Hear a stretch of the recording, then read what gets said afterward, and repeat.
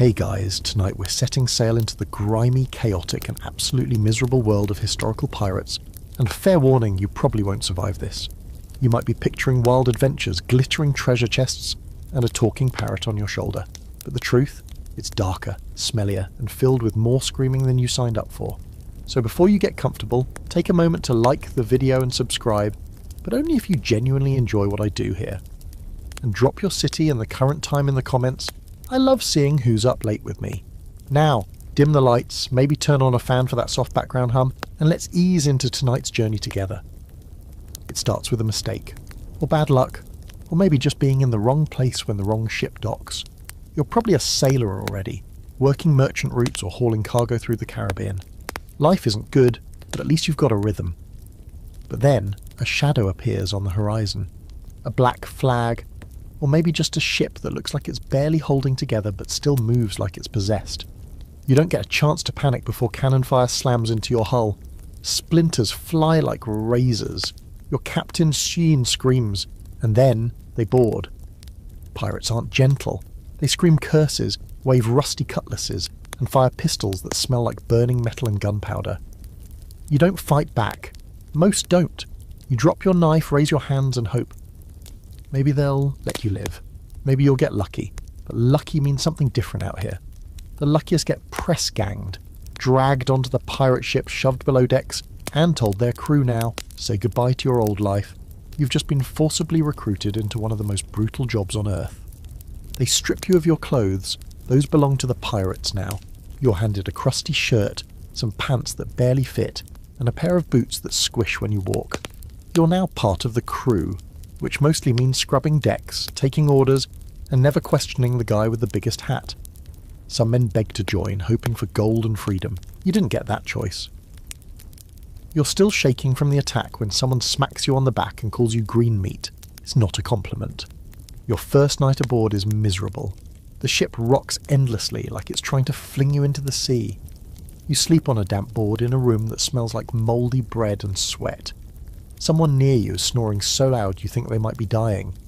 You're hungry, but you can't find the kitchen, because there isn't one. Just a guy called Cookie. Cookie, who boils random animal bits into something that smells like defeat. You're starting to realise this isn't an adventure. It's a trap. Historically, many pirates were forced into service this way, pressed into piracy after their ship was taken. A famous example is Captain Kidd's crew, many of whom claimed they were forced to join. Once aboard, refusing to participate wasn't much of an option. Saying no often meant being tossed overboard, or worse, and there was no polite resignation letter. The pirate life was for life, or until something sharper ended it. The pirate ship has its own rules, of course. Once you're officially in, you're expected to pull your weight, or else. There's no room for slackers or complainers. That one guy who moans too much, he's tied to the mast and whipped until his back looks like lasagna. You keep your mouth shut and your head down. You learn fast, or you suffer. And then there's the weird part. Despite the violence and chaos, pirate crews had a twisted sense of fairness. There was something called the Articles of Agreement, a kind of pirate constitution. Everyone got a share of plunder. Decisions were often made democratically. The captain could be voted out. There's like the worst job ever combined with bizarre workplace equity. Except your co-workers smell like dead fish and solve disputes with daggers. But don't get too hopeful. That share they promised you? It comes with a catch. You don't get anything until the next successful raid, and no one's promising when that will be. For now, you're just a body helping the ship limp through hostile waters, and trust me, those waters are full of things that want to kill you. Hurricanes, naval ships, other pirates. Even your own ship seems determined to fall apart beneath your feet. There's a saying aboard, the sea takes what it wants. The guy who teaches it to you is missing 2 fingers and has a tooth that whistles when he talks. You ask what happened to his fingers. Bad captain, he says, and leaves it at that. Not everything about pirate recruitment is completely agreed upon. Historians still debate just how common press-ganging was. Some believe most pirates joined voluntarily, driven by desperation or enticed by the promise of freedom and loot. Others argue it was more often coercion, especially in the golden age of piracy, when men had fewer options and navies treated their crews like livestock. But in your case, voluntary it was not. You spend your days mopping, climbing, hauling ropes and pretending you're not crying. You're hungry all the time. Someone coughs blood near your hammock. The ship rocks endlessly, and you start to dream of dry land. Not even a beach, just solid ground that doesn't sway like a drunk man. You catch yourself staring at the horizon, wondering what would happen if you just jumped. It's a dangerous thought, but it won't be your last, because this is just the beginning. You're officially a pirate now, and if you think it's going to get better from here, oh, you sweet, naive little landlubber. There's a moment, maybe a few days in, where it finally hits you. You're never going home. Not really. Not to your town, your family, your bed with an actual mattress. That's gone. Whatever vague notion of escape you had is evaporating fast. You're miles from any coast, surrounded by criminals and living in a drifting coffin. The pirate ship is your new universe now, and everything you once knew is as distant as the moon. The thing is, you hadn't realised just how attached you were to land. You miss the weirdest stuff, like walking in a straight line.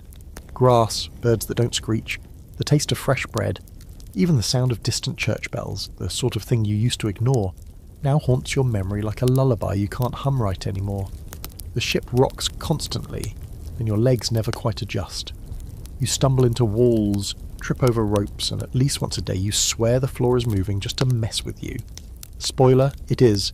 You find out quickly that privacy is a myth. Everyone's packed together below deck, breathing the same sour air, sleeping shoulder to shoulder on creaky boards or hammocks that reek of mildew. Conversations are always happening. Arguments, groans, muttered threats, dreams yelled mid-sleep. You've never heard so much snoring in your life. And the air? It smells like old cheese left in the sun, with a whisper of wet dog and a bold splash of sewage. If hell has a scent, it probably took notes from a pirate ship. You try to make friends, or at least avoid enemies. There's Peg-Eye Joe, who lost his eye in a bar brawl but insists it was a duel with a Spanish assassin. There's Knuckles, a hulking brute who collects other people's teeth. You don't ask why. And there's a guy called Whisper, who's always smiling and never says a word. He creeps you out. But it turns out you're the weird one for not having a nickname yet. That'll come, usually after something humiliating. Mealtimes are, let's call them formative. The ship's stores include salted meat that's more bone than flesh, hardtack biscuits with bugs baked in, and something that might have been pickled cabbage before it died. There's also rum, lots of rum, not to celebrate but to numb. You learn fast that everyone drinks not for fun, but to cope. The rations are so foul you find yourself jealous of the rats. They look healthier than to most of the crew. Fresh water is rationed, and it tastes like rust and regret. Washing, don't make everyone laugh. You're not bathing out here unless you count the occasional rainstorm, and even then you have to fight 10 other guys for a decent soak. Your clothes haven't been dry since you got here. Your socks are a biological hazard. You start to itch in places you didn't know could itch. Welcome to the glamorous life of a seaborne outlaw. Here's a historical gem for you. Pirates actually had some of the strictest codes when it came to sharing supplies. Despite their reputations, many crews kept careful inventory and were ferocious about rationing. Wasting water could get you flogged. Stealing food, death. On some ships you'd be marooned, left on a rock with a pistol and a single shot just in case starvation got boring. So no, it's not a buffet of rum and roasted pigs. It's more like the world's most dysfunctional summer camp run by angry drunks with knives. And then there's the chores. Everyone pulls their weight. That includes cleaning the deck with sand and seawater, patching sails while balancing on swaying masts, and scrubbing out the bilge, the lowest part of the ship where all the liquid waste settles. It's as pleasant as it sounds. You spend hours down there in knee-deep muck, scooping out sludge that smells like rotten despair. One guy down there with you says he saw a crab with 3 eyes. You don't know whether to believe him or to cry. Despite all this, you start to understand something strange. The ship is a world. A terrible one, but still, a system. Everyone has a job, a rank, a place. The captain barks orders and gets the best food. The quartermaster handles disputes and hands out punishment. The rest of the crew follows Hose and tries not to die. There's rhythm to it. A dark, sweaty rhythm that starts to worm its way into your bones. But you can't shake the loneliness. Out here, time is slippery. Days blend into nights, and you sometimes forget what month it is. There's no calendar, no real routine, just endless ocean and a horizon that refuses to come any closer. You start counting the stars at night, naming them in your head. You talk to the sea sometimes, out loud, just to hear your own voice. If the sea talks back, well, let's hope that's just sleep deprivation. Scholars still argue over whether pirates truly felt freedom the way modern minds romanticize it. Some claim the open sea gave them liberty, unlike anything the mainland offered. No kings, no taxes, no rules but their own. Others point out that being hunted by every navy in the world, stuck on a disease-ridden vessel with sociopaths, isn't exactly liberating. But to the average press-ganged sailor like you, freedom feels a lot like imprisonment, just with more screaming and fewer walls. One of the strangest facts about pirate life? Many pirates actually missed life on land not for family or peace, but for the simple comfort of being bored. Out here, you're either terrified, exhausted, or sore. Sometimes all three. You dream about boredom now, about a day with nothing to do but sit. That would feel like heaven. As night falls again and you curl up on your plank of misery, trying not to touch the guy drooling beside you, you find yourself whispering the same three words over and over. Please don't sink, because if this ship goes down, you won't last 5 minutes in the sea, and that would actually be a mercy. By your third week aboard the pirate ship, assuming you haven't been stabbed, thrown overboard, or crushed under a collapsing mast, you start to realise that the worst part of life at sea isn't the fear. It isn't even the violence, it's the food. Or what passes for food. Your body is already protesting, your stomach constantly growling like something's trying to crawl out. Every mealtime is a gamble and the house always wins. You line up with the rest of the crew, bowl in hand, hoping for something edible. What you get instead is a ladle full of brown-grey mush, with the consistency of wet ash and a smell that could knock out a goat. You don't ask what's in it. No one does. Asking questions is a fast track to being told to go lick barnacles instead. You spoon the stuff into your mouth and try not to gag.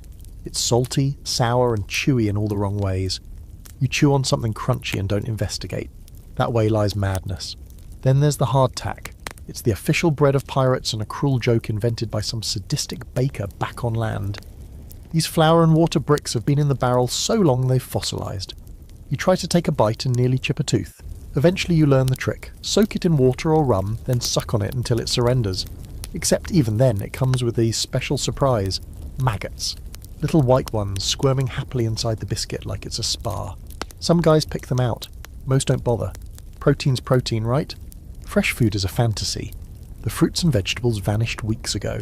Meat is salted into near jerky and stored in barrels that smell worse than the bilge. Water is rationed so carefully that bathing with it would get you stabbed. You drink beer or watered down rum instead, which means you're constantly buzzed, mildly dehydrated, and getting scurvier by the day. Not that you know that yet. The first signs are just bleeding gums and weird bruises. The fun part comes later. To make things extra festive, you've got a cook named Blacktooth who seems to take personal pride in making everything taste like regret.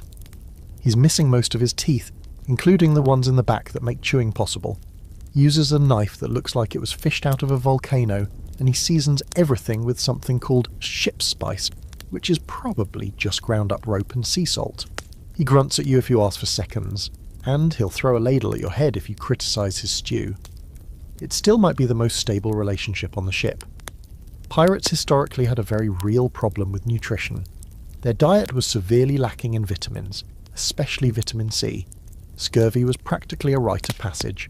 Sailors' gums would swell and bleed, teeth fell out, joints ached, and wounds refused to heal. In advanced cases, the flesh on their legs would blacken and rot. And yet many crews didn't even know what caused it. Some blamed sea air, others thought it was punishment from God. You just know that your teeth feel weird and your gums itch. That can't be good. And then there's the booze. Grog, they call it. It's a mix of water, rum, and sometimes citrus if you're really lucky. Spoiler, you're not. The purpose of grog is less about enjoyment and more about killing off the bacteria in the water. It does the job. It also gets people drunk enough to forget how miserable they are, which is apparently an unofficial survival strategy. The downside is that everyone is slightly tipsy all the time, which makes climbing rigging in high winds, let's say, eventful. You find yourself craving strange things. Apples, fresh bread, cheese. You dream about cheese, not even fancy cheese, just a sad little wedge of anything that didn't come out of a barrel. One guy starts talking in his sleep about buttered toast. You cry a little listening to him. Butter. What even is butter anymore? Did it ever really exist, or was it just a dream someone wrote down? Food fights aren't playful here. They're desperate. Someone gets caught hoarding dried fruit and he ends up getting locked in the brig for a week. You didn't even know the ship had a brig. It's basically a cupboard that leaks, and the rats there have tattoos. The thief comes out thin, twitchy, and missing half an eyebrow. No one talks about it. But everyone glances at the food barrels a little more suspiciously after that. There's a strange psychological shift that happens after enough bad meals. You stop seeing food as food. It becomes fuel, a grim necessity. You eat what you must and try not to taste it. You chew without enthusiasm, like someone clocking in for a shift they hate. The joy gets sucked out of it, replaced with calculation. Will this make me sick? Will I regret this? Can I keep it down? Now here's a fun fringe fact. Some pirates believed that eating rats could stave off starvation, and sometimes scurvy. Rats, after all, ate anything, including spoiled fruit that still had traces of vitamin C. So yes, eating a rat could technically be healthy. There are stories, possibly exaggerated, of crews chasing rats around the hold like it was sport. On really desperate voyages, they'd be considered a delicacy. You haven't seen anyone eat a rat yet, but you've definitely seen some people eyeing them a little too long. As if the food itself wasn't cruel enough, the preparation methods are also delightfully medieval. There's no stove, just a firebox set on bricks in the galley, when it's safe enough to use fire at all. On stormy days, you're stuck with cold hardtack and sour beer. On good days, you might get boiled fish, but good luck finding the fish that doesn't taste like seawater and sadness. Scholars still argue about how much pirate crews actually suffered from malnutrition, versus how much was exaggerated in sailor legends. Some accounts mention thriving crews full of healthy, bronzed rogues as feasting on fresh seafood. Others describe them as skeletal wrecks, with bloated limbs and sunken eyes. The truth probably lies somewhere in the middle, though right now you're definitely leaning towards skeletal wreck territory. And the irony: despite all this misery, pirates had it slightly better than Navy sailors. Royal Navy ships rationed even more tightly, and punishments were harsher. On a pirate ship you might starve, but at least you can complain about it without getting whipped. Not that it helps. Tonight, you lie awake in the dark, your stomach doing gymnastics, trying to recall what a pear tastes like. Was it sweet? Juicy? Did it even exist, or are you imagining it? Someone nearby farts in their sleep. Another groans. You think about rats. You try not to think about rats, and once again you whisper into the dark, please don't sink. At first, you thought the worst part of this floating nightmare would be the food, or maybe the constant threat of death by cannonball, but no, you were wrong. So deeply, horribly wrong. Because now your gums are bleeding, your breath smells like an open grave, and the left side of your jaw is pulsing like it's drumming out Morse code for kill me. You've got a toothache. And out here, that's basically a death sentence wearing a smile. There are no dentists on a pirate ship. No sterile tools, no reclining chairs with cheerful little bibs. What you do have is a guy named Gristle, who once helped yank a molar out of someone's skull during the storm using nothing but a rusted hook and a bottle of rum. He's now considered the ship's surgeon. Congratulations, you're in his care. He doesn't even ask what's wrong, he just squints at your face, mutters "rots deep," and starts warming a pair of iron tongs over a candle. You try to run, he grabs you by the collar and shoves you into a barrel to sit. You're given a stick to bite down on and a small slug of rum, which does absolutely nothing except make you feel like puking and panicking at the same time. The crew gathers around like it's a puppet show. You scream before the tongs even touch you. Gristle isn't gentle. He yanks, twists, then yells, "Hold him!" when you flail. There's a crunch, a pop, and then pain so white-hot it feels like lightning got lodged in your skull. Tooth problems were absurdly common at sea. All that hardtack and no real hygiene meant pirates' mouths were rotting disasters. Cavities festered, gums swelled, infections spread. There are journals from the time describing black mouths and jawworms, which sound made up but sadly aren't. The standard solution? Yank it out and hope for the best. Anesthesia, if it existed, was usually just rum and pressure applied to your chest so you didn't flail too hard. Occasionally people died from shock or blood loss. You're lucky you only passed out for a bit and woke up with one less tooth and the taste of iron in your throat. But that's just the appetizer. The real horror comes a few days later when the fever sets in. You're shaking, soaked in sweat, and your jaw has ballooned into a grotesque lump. The infection didn't leave, it just went deeper. Now it's creeping toward your brain, whispering sweet nothings of death and delirium. Someone says it might be blood poisoning. Someone else says you're cursed. No one offers an actual cure. You lie in your hammock, mouth swollen, drooling and muttering to yourself. And honestly, you're kind of impressed you made it this far. If it's not the teeth that get you, it'll be the limbs. See, pirate life is physically brutal. Every day you're pulling ropes, climbing rigging, lifting barrels and swinging onto decks during raids. All that action means injuries. And out here, injuries turn ugly fast. A twisted ankle, good luck walking, a splinter in the wrong place, that could fester into an abscess the size of a crab. And then there's the big one, amputation. Lose a finger or a hand and you're still considered lucky. Lose a leg and now you've got a nickname and a permanent limp, assuming you live through the sawing. You get your first amputation show 2 weeks later. A cannon misfires during a practice drill and blasts a guy's arm into spaghetti. He doesn't scream at first, just stares at the dangling mass of bone and flesh like it betrayed him. Then the pain hits. Gristle is called. Again. This time he brings out the kit, which is just a roll of bloody cloth, a saw that smells like rot, and a jug of really strong rum. The patient is strapped down, there's no debate. If the arm stays, he dies. If it goes, he might live. That's the whole decision-making process. No second opinions. The crew gathers again. You don't want to watch, but somehow you do. The saw goes through the muscle with a wet, crunching sound, and the screaming is so raw it echoes through your spine. When it's over, Gristle throws the limb overboard and wipes his hands on his pants. The man survives. Barely. He wakes up sobbing, then laughing. You're not sure which is worse. Historically, surgery at sea was a grim affair. Pirate surgeons, when they existed, were often just failed doctors or shipwrights who knew how to saw wood, and figured, how different can a leg be? They used hot tar to cauterize wounds and sewed you up with thread that had probably mended sails the day before. Sterilization? Never heard of her. If you didn't die from the procedure, you still had to survive infection, fever, and the fact that you were in a floating germ tank with rats chewing your bandages at night. There's an open debate among historians about how many pirates actually underwent amputations and survived. Some argue survival rates were surprisingly high, given the rugged nature of pirate medicine. Others insist that any success stories were exaggerated over time to build pirate mythology. Either way, if you go under Gristle's blade, you're not betting on science, you're betting on sheer dumb luck. And luck? She's not always kind, and you've seen the guy with the wooden peg leg? He walks with a thunk and a grimace and claims he used to be the fastest sailor on the sea. Now he spends most days polishing his leg with whale oil and telling anyone who'll listen how he once kicked a man off a plank. With the good leg, mind you. He's one of the few who laughs about it. The others, they stay quiet, like the sea took more than just flesh. You start brushing your teeth with a bit of rag and rum just in case. You pray you never get a splinter. You avoid Gristle like he's a ghost. You check your limbs every morning like they're inventory. Everything still attached? Good, you made it another day. Tonight, as the ship groans and the sea slaps against the hull like an angry dog, you lie awake again, staring into the dark, listening. To someone 3 hammocks over, cough like they're dying.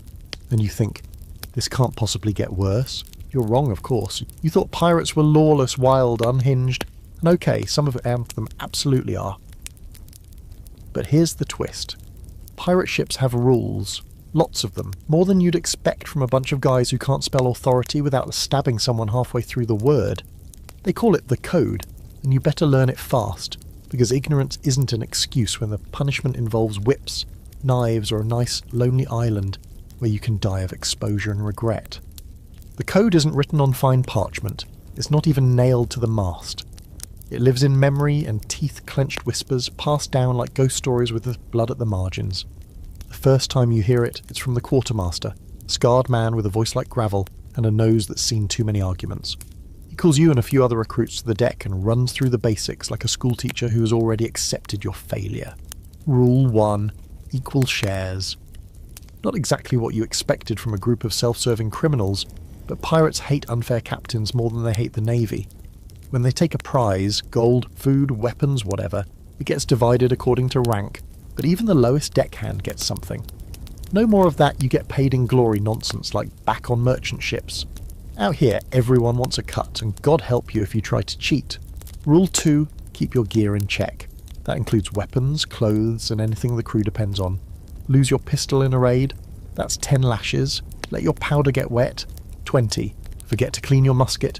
You might get tossed overboard just to think about it. The crew doesn't tolerate mistakes, because mistakes out here cost lives and loot. Rule 3, fight fair among yourselves at least. Disputes are settled by duel or vote depending on how much blood anyone's willing to spill. Some arguments get resolved with fists at dawn, others involve knives, a circle of chanting drunk men, and someone walking away with fewer fingers than they started with. The important thing is that once it's done, it's done. Carrying a grudge longer than a few days is suspicious, and suspicious people get watched. Watched people get eliminated. The code goes on. Lights out at sunset unless it's a special occasion. No gambling during a storm, no smuggling personal treasure aboard, and definitely, absolutely no sneaking into someone else's hammock, romantic or otherwise. That last one is especially enforced, and the crew seems unusually passionate about it. You suspect someone had a very bad experience involving a love triangle and a cannon fuse. Now here's the weird part, these rules, they kind of make sense. Pirate crews couldn't rely on the law, so they made their own. And unlike most naval officers, captains on pirate ships could be voted out. If the crew lost confidence, they held a vote and picked someone new, usually the guy who looks scariest with his shirt off. It's rough, but weirdly democratic. Historically, this system wasn't fantasy. Real pirate codes, like those of Bartholomew Roberts or Black Bart, were shockingly detailed. They covered conduct, loot division, punishment, even what music could be played on board. Some codes banned gambling entirely, others required everyone to keep their cutlasses sharp at all times. The idea was to maintain order, not out of morality, but out of sheer survival. An undisciplined crew was a dead one. But here's where it gets dicey. Enforcement of the code? That's up to the mood of the ship. One day someone drops a dagger and gets a warning. The next, someone forgets to clean a cannon and ends up lashed to the mast with their back looking like shredded sailcloth. Justice here is more like a storm, random, loud, and full of things flying through the air. One guy, young maybe 17, gets caught pocketing a silver spoon after a raid. A spoon! The captain doesn't even blink. He orders the boy to be tied up and whipped 12 times in front of the whole crew. The kid doesn't cry, he just grits his teeth and takes it, blood running down his back like spilled wine. Afterward, he's untied and given a piece of cloth to bite on. Don't do it again, someone says, like that's going to help. You don't sleep well that night. Punishments vary wildly, the lash is common. Flogging leaves scars that never fade and sometimes kills, but there are worse fates. Marooning, a kind of pirate exile, is a favourite for traitors or major screw-ups. You get dropped on a deserted island with a pistol and a single shot, not enough to survive, just enough to make your own ending, if starvation, sun and madness don't do it first. And then there's keel hauling. You'd heard of it in drunken rumours, but figured it couldn't be real. It is. A rope tied around your chest and feet. You're thrown into the water and dragged under the ship's hull. Barnacles rip skin, water fills your lungs. If you come up at all, it's as a screaming, shredded version of yourself. If you don't, well, you become one with the sea. Luckily it's rare. Even pirates think it's a bit much. Some historians debate whether these punishments were as frequent as the legends say. Keel hauling, for instance, might have been more of a naval thing than a pirate tradition, and marooning, while well documented, may have happened less often than the stories suggest. What's certain is that pirate crews enforced their codes fiercely, partly for control, partly out of paranoia. Trust was everything, and once it cracked, the consequences were brutal. One of the more fringe details you learn is about articles' tattoos. Some pirates actually had parts of the code inked onto their bodies, especially the rules about shares and fairness. It wasn't just for show. If someone died in battle, their tattooed rules could help settle disputes over loot, or at least give someone something to read while looting the corpse. You don't have any tattoos yet, but you're starting to think maybe one wouldn't hurt. Just something small. Maybe, don't steal spoons! Oddly enough, the longer you live under the code, the more it warps your sense of justice. You start seeing things less like right or wrong, and more like smart or stupid. Morality gets blurry. Survival, on the other hand, sharpens like a knife. You do what keeps you breathing and hope your name never gets called when punishment rolls around. Tonight you hear whispers about a man planning to jump ship, not during a raid, just in the middle of the night, when he thinks no one's watching. He's sick of the code, sick of the food, sick of the noise. You don't know if he'll do it, but you lie awake anyway, wondering what happens if he does. Would they chase him down? Would they shoot him as he swam? Or worse, would they let him go and pretend he never existed? Either way, you're starting to realise, out here, freedom is just another word for following very specific rules or dying horribly. And tomorrow, there will be more rules to learn, and more people failing to follow them. You wake up to screaming. Not panicked, not terrified, more like two drunks arguing about whose turn it is to shovel filth out of the bilge. It's still dark, probably just before dawn, and the air below deck is thick with sweat, old grog, and the unmistakable sour tang of unwashed bodies. You roll over and nearly tumble straight into a puddle of what you hope is spilled rum. Another day in paradise. There's no privacy on a pirate ship, none. Everyone sleeps, eats, pukes, and argues in the same cramped space. The smell is biblical. It clings to your clothes, your skin, your hair. You wash in salt water when you can, but that doesn't do much beyond moving the filth around in new creative patterns. There's a reason pirates don't wear white. They'd look like mouldy cheese after a week. And your crewmates, oh, they're a delight. A full cast of misfits and sociopaths, each more disturbing than the last. There's Rat-Faced Pete, who keeps dead seagulls in a crate for luck. There's Sissy Jack, who talks to his belt like it's a person. And there's Old Brody, who once pulled out his own tooth with a hook and now keeps it on a string around his neck like a trophy. You avoid them when you can, but there's nowhere to hide on this floating coffin. Eventually someone will corner you and start rambling about sea monsters, or how the moon is plotting against them. These aren't movie pirates. They don't sing sea shanties with perfect harmonies. They wheeze, they bicker. They cough blood and argue over dice games made up on the spot. Many of them are criminals who are too awful even for land. Murderers, deserters and drunks who got kicked off other ships. And now they're your co-workers. Your very armed, very unstable co-workers. One night you hear a thud in the dark. A fight over a missing knife. Someone ends up with a broken nose. The next morning it's like nothing happened. Except the blood's still on the floor and one guy's now missing half an eyebrow. Conflict is constant. Fights break out over stolen rations, cheating at cards, someone snoring too loud. You learn to sleep with your boots on and your knife under your hammock. Not that it would help much. Historically, pirate crews were a mixed bag of humanity's worst impulses. You would get ex-Navy men, escaped slaves, failed farmers, and thieves from every continent. Ships like Blackbeard's Queen Anne's Revenge were said to be floating Tower of Babels, with up to a dozen nationalities crammed into one rotting hull. Communication was mostly shouting and gestures, with a bit of shared profanity thrown in. If someone didn't like you, they didn't bother with gossip, they just made sure you slipped on the wet deck during the next storm. Yet somehow, despite all the madness, the crew functions. They sail the ship, they prepare for raids, they haul supplies, load cannons, and keep the ship moving.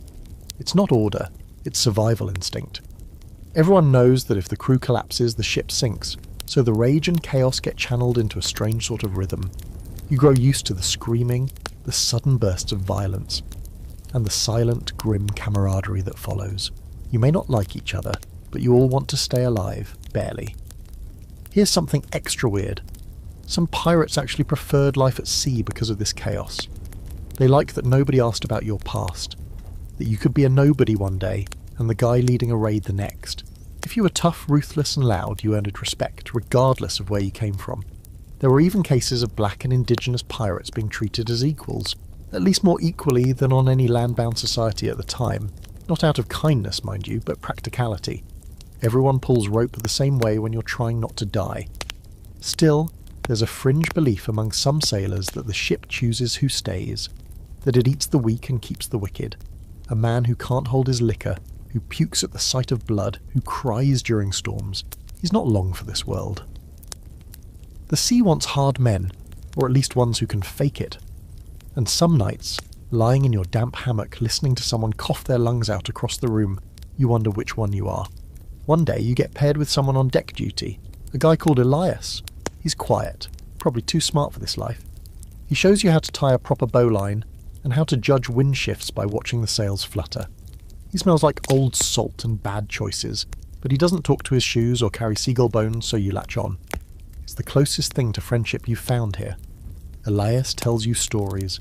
About a ship that went mad and sailed in circles until the crew starved. About a ghostly vessel that sails only in moonlight and sinks anything it touches. You don't know if he's lying or just trying to scare you, but his voice is calm and low, and you don't mind listening. He tells you the only way to survive is to be useful and be invisible. Not too good, not too lazy, just there. A face no one remembers when the knife comes out. That night you dream of being thrown overboard, not during a storm, just casually, like someone taking out the trash. You wake up drenched in sweat, and you can't tell if the moisture came from the sea air or your own panic. There's an ongoing scholarly debate about how much internal violence actually occurred on pirate ships. Some argue that the chaos is overblown. Crews had to function, after all. Others believe the tension was constant and explosive, only managed through the looming threat of violent reprisal. What's certain is that these weren't merry bands of freedom-loving rogues. They were volatile, desperate and tightly wound. The kind of men who'd stab you for looking at their hammock too long. You've started counting the days. Not because you think rescue is coming, but because you want to know how long you've lasted. It's your badge of honour now. Another day survived in this floating cage of screaming, coughing and threats muttered through broken teeth. You've gone from hopeful to hardened, from passenger to prisoner to something else. And somewhere deep in your bones, a question forms. You whisper it at night, when you're sure no one can hear. Am I one of them now? You barely sleep anymore. Not because the ship is loud, though it is, or because your hammock smells like a goat died in it, though it does. It's the night watch. Everyone's got to take a turn, and your turn comes more often than you'd like. You learn pretty quickly that night on a pirate ship isn't peaceful or quiet. It's teeth-gritting, nerve-grinding, eyes straining in the dark paranoia. It's you and a flickering lantern surrounded by the kind of blackness that makes you doubt your own shape. You're posted near the aft deck with a musket that might fire if you beg it. The lantern beside you swings with the rhythm of the waves, casting warped shadows across the rigging. The ship creaks and groans, a symphony of wood protesting its own existence. And then there's the sea itself, lapping, slapping, whispering against the hull. Sometimes it sounds like laughter. Sometimes it sounds like something breathing. You try not to think about that. Your job is simple. Look for ships and scream if you see one. That's it. Of course you don't want to see anything, because if you do, it usually means trouble. A navy cutter, a rival pirate ship, maybe a merchant vessel if you're lucky, and even that means cannon fire, blood and chaos. Still, watching nothing feels like madness after a few hours. You stare so hard into the dark that you start seeing things. Lights that aren't there, shapes that vanish when you blink. One night you're sure you see a sail, a ghostly flicker on the edge of the horizon. You call it out, heart hammering. The captain looks. Nothing. You get mocked for the next 2 days. Sleep deprivation is part of the job. You doze in awkward bursts between shifts, waking up unsure what century it is. One day bleeds into the next, each one as grey and salt-streaked as the last. You start forgetting things, words, names, where you put your belt. Your muscles ache. Your eyelids twitch. You catch yourself talking to the mast like it's an old friend. You're not the only one. There's a guy called Henley who whispers to the sea at night, begging it to take him kindly. Another guy just stares at his hands, flexing them like he's not sure they're real anymore. Historically, pirate ships ran 24 hours a day, and the crew was split into watches. The night watch was grueling, not just for the physical strain, but the psychological toll. The dark was filled with threats, storms, reefs, surprise attacks, even supernatural fears. Pirates, like many seamen of the era, were deeply superstitious. Bad omens could be anything from a red sunrise to a bird landing on the mast. You learn these superstitions fast. You have to. The crew believes in them like gospel, and breaking one is a fast way to get yourself hated. Or worse. Case in point, one night a bird lands on the bowsprit. A black seabird slick with rain. It just sits there, staring. No one wants to touch it. Bad luck, says Whisper, who never speaks, except apparently to say that. The captain orders it shot. The bird exposed into feathers and blood, and for a moment, everyone relaxes. That is, until the storm hits. A freak squall, lashing rain, howling wind, sails snapping like whips. You spend 6 hours soaked, frozen, clinging to ropes that could yank you into the abyss. No one says it, but you all think the same thing. The bird cursed us. You don't even question it anymore. Sleep deprivation takes a toll in strange ways. One night you hallucinate. You see your childhood home, clear as day, floating just off the starboard side. You smell fresh bread, hear your mother calling your name, and you reach out and almost step off the ship. Someone yanks you back. No one says anything. Hallucinations aren't rare out here. They're just not talked about. A few of the older pirates admit they've seen mermaids. Not the pretty kind. These ones have bloated, dead faces and nails like fish hooks. One swears he kissed one once. He has no lips now. You don't ask for details. There's debate among historians about just how frequent hallucinations were among pirates and sailors. Some accounts describe vivid shared visions. Others dismiss them as exaggerations from sailors desperate to make their stories more exciting. But given the mix of bad nutrition, lack of sleep, constant fear, and potent rum, it's a wonder more pirates didn't completely lose it. Out here, reality gets slippery. And when you're alone with nothing but sea and stars, your brain fills in the blanks with whatever nightmares it can dig up. You start to understand why pirates believe in monsters, because something about the sea feels alive. It moves under you, whispers around you, punishes you without warning. You stare into it long enough and it stares back. Elias tells you about the sea eyes, a feeling that the ocean is watching. Sometimes, he says, it looks up at you and decides whether you're worth keeping. You laugh, then you realise he's not joking. One night you're paired with Elias again. The two of you sit side by side, passing a bottle of grog and pretending not to be scared. He tells you about a time he saw a green light on the water, just a flash, and then a sailor next to him was gone. No splash, no scream, just gone. Sometimes the sea takes one, he says, so it doesn't have to take all. You shiver, and it's not from the cold. You wish for sleep, but when it comes, it's not kind. You dream of sinking, gasping, clawing, screaming, of your body tumbling through black water while things slither past your ears. You wake up gasping, your hands gripping the hammock like you're still drowning. Someone nearby farts. The spell breaks, but the terror lingers. The night watch becomes a part of you. Your eyes adjust to the dark. Your hearing sharpens. You can tell who's sneaking grog from 10 feet away. You can tell when the weather's about to shift just by the tone of the creaking wood. You become, in a strange way, a creature of the night. Always alert, never rested, half real, half bull. Ghost. One of the more fringe facts you pick up is that some pirates believed their souls were tied to the stars, that if they died at sea, their spirit would rise and become part of the night sky. It's a comforting idea in a bleak, haunted sort of way. You start to look at the stars differently, not just as points of light, but maybe as people who'd had enough. Maybe someday you'll be up there too, just a pinprick of light over a cold, endless sea. But for now, you're still here, still watching, still blinking into the black, praying that you see nothing at all. Morning hits like a slap. You're only halfway through a restless nap when someone yells, "All hands!" and the deck becomes a stampede. You swing out of your hammock, groggy and sour, boots hitting the boards before your eyes are even open. The sky is dark, thick with clouds, and the wind has that sharp edge, like it's looking for someone to shove off a ledge. That someone, of course, is probably going to be you. It starts slowly, a groan from the rigging, the sails snapping too hard. The ocean, already never calm, takes on a new kind of rhythm, one that churns rather than rolls. The bow rises a little too high, then drops a little too fast. Somewhere deep in the ship, the timbers creak like they're complaining to the gods. That's when the rain begins.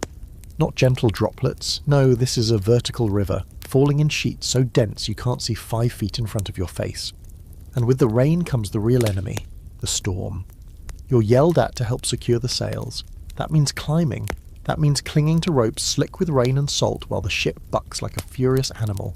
Wind howls in your ears, your hands bleed from the lines, and your boots slide against every rung of the rigging. The sea throws spray across the deck like it's trying to scrub the crew away. Every wave slams the hull, shuddering the whole ship, making it groan in its bones. You lose track of time, could be 10 minutes or 2 hours. All you know is water, shouting and terror. Lightning cracks across the sky, closer than you've ever seen. And for a second, the entire ship glows in harsh white light. You see every crewmate in full silhouette, soaked, desperate, clinging, then darkness returns. Worse than before. Thunder follows, deep and ragged like a monster breathing. And through it all, you hang on. Fingers numb, eyes stinging, praying not even to survive, just to not fall yet. Storms at sea are the true crucible. Forget cannonballs and curses, this is the thing that tests whether you were built for this life. Historically, many pirate ships were lost not to battle but to storms. A bad squall could splinter masts, rip sails, and roll a ship like it was made of paper. The golden age of piracy wasn't just cutlasses and treasure maps, it was hurricane seasons and rogue waves. The Caribbean, especially, was notorious for sudden, violent tempests that sank vessels without warning. One guy near you slips. His scream is brief. He hits the deck hard, rolling, limbs bent in ways they shouldn't be.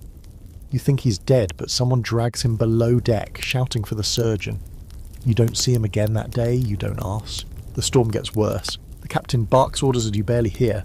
The quartermaster ties himself to the wheel. You see Elias shouting something, pointing, then vanish behind a curtain of water. For a moment, the deck is just you and the rain and the thunder. Then another wave hits, and you almost fly backward. A rope lashes your arm and saves your life. You cling to it like it's a lifeline, because it is. The water's rising now. The deck floods with every wave. Below deck it's worse, dark, crowded, and half submerged. Barrels float like bobbing coffins. The bilge is overflowing. Men scramble to pump water out, but it's a losing battle. Someone starts throwing cargo overboard, trying to lighten the load. You toss 2 crates yourself, not even checking what's inside. Could be gold, could be biscuits, doesn't matter. It's dead weight now. Eventually the storm begins to pull away, slowly. Like a beast losing interest in its meal. The rain eases, the wind slackens. The waves settle from monstrous to merely miserable. The sky remains dark, but it's no longer trying to tear you in half. You collapse on the deck, coughing up salt water, soaked to the bone and shaking with exhaustion. You survived. You don't know how, but you did. For now. But the damage is everywhere. The sails are torn, 2 masts cracked, 1 crewman dead, another missing. That last one, missing, is whispered like a curse. Not because they think he survived. No. Out here, missing means taken. By the sea. And if you believe in that sort of thing, and you're starting to, you don't speak his name for fear the ocean might hear and come for you next. One of the more fringe beliefs among pirates was that storms weren't just weather. They were punishment. For betrayal. For cowardice. For mocking the sea. Some even claimed they could feel when a storm was coming, based on the mood of the ship or the mood of the water. You're not sure what to believe, but it's hard to dismiss the feeling that the ocean has a mind of its own. A cruel, calculating one. Some historians say pirates were especially vulnerable to storms because their ships were lighter and faster, built for speed, not sturdiness.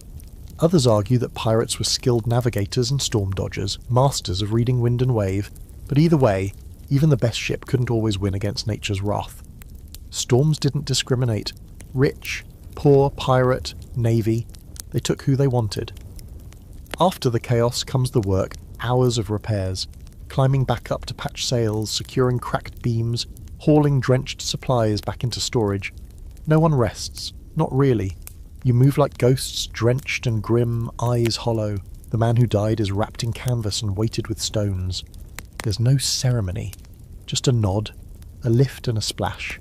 The sea gets what it wants, again. You finally sleep that night, if you can call it that. It's more like collapsing into unconsciousness, your body too drained to dream. You wake up hours later with your fingers still curled into fists, nails digging into your palms like you were still gripping the ship even in your sleep. And here's the kicker. No one thanks you. No one praises you for surviving, for climbing, for hauling, for not dying, because everyone else did the same, or didn't. This is just another part of the job, another nightmare you don't get a medal for. Out here, surviving a storm doesn't make you special. It just means you're still useful. So you stagger back to your duties with the rest of the half-drowned, half-broken crew. You eat something bland and terrible, you scrub the deck because there's always blood and grime to be cleaned. You refill the water casks, you try not to look at the empty hammocks, and as the wind picks up again and the horizon starts to ripple in that particular way, you catch yourself whispering a new kind of prayer. Not today, not again, please, not again. You don't really notice it at first. Your nose adjusts so fast you almost forget what clean air ever felt like. But then the ship docks near a port, just briefly, and someone opens a cask of actual oranges, and suddenly your whole body remembers what normal smells like. The citrus stabs you in the face like a memory, and that's when it hits you. You stink. Everyone stinks. The ship stinks. Everything on this floating hunk of death reeks in a way that feels permanent. It's not just the sweat, or the mildew, or the fact that no one's bathed in weeks except during rainstorms when they strip off their shirts and laugh like madmen. It's deeper than that. The ship smells like 1,000 sins baking in the sun. Rancid, fat, unwashed bodies, rotting food, stale grog, dried blood, and something sweetly sour that you can't identify and definitely don't want to. Every surface is sticky, every fabric greasy. You touch a rope and your hand comes away smelling like salt and dead dreams. Below deck, the air is unbreathable. You have to duck your head, stoop like you're walking into a crypt, and squeeze between hammocks, swaying like meat in a butcher's shop. It's hot, even when it's cold. Damp, even when it's dry outside. You learn not to breathe through your nose. That's a rookie mistake. You breathe through your mouth, shallow and careful, and you pretend you're not inhaling 50 other people's exhalations. People try to help themselves, barely. Some chew cloves if they can steal them. Others wipe their pits with rags soaked in vinegar, which honestly smells worse than sweat. There's one guy, bless him, who found a crushed flower petal on shore sleeve and now tucks it behind his ear like he's some kind of perfume merchant. He still smells like a corpse marinated in rum. But hey, points for effort. You've stopped noticing your own stench. That's the worst part. You can't tell if your socks smell like mildew or just sadness. You sleep in the same clothes you worked in, bled in, threw up in. You can't even be sure what colour your shirt used to be. Yellow? White?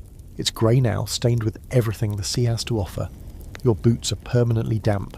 You don't even want to think about what's growing in them. One day the ship passes close to another vessel, and you actually hear someone on the other deck gag. "By God, what is that?" they yell, covering their face with a kerchief. Your crew laughs. It's a badge of honour to them. You, though, you start to feel like your skin has become part of the ship. That maybe the stench isn't just on you, it's in you. Like the ship's infected you cell by cell. Historically, ships were hygiene disasters. Fresh water was limited, soap was rare, and sanitation didn't exist.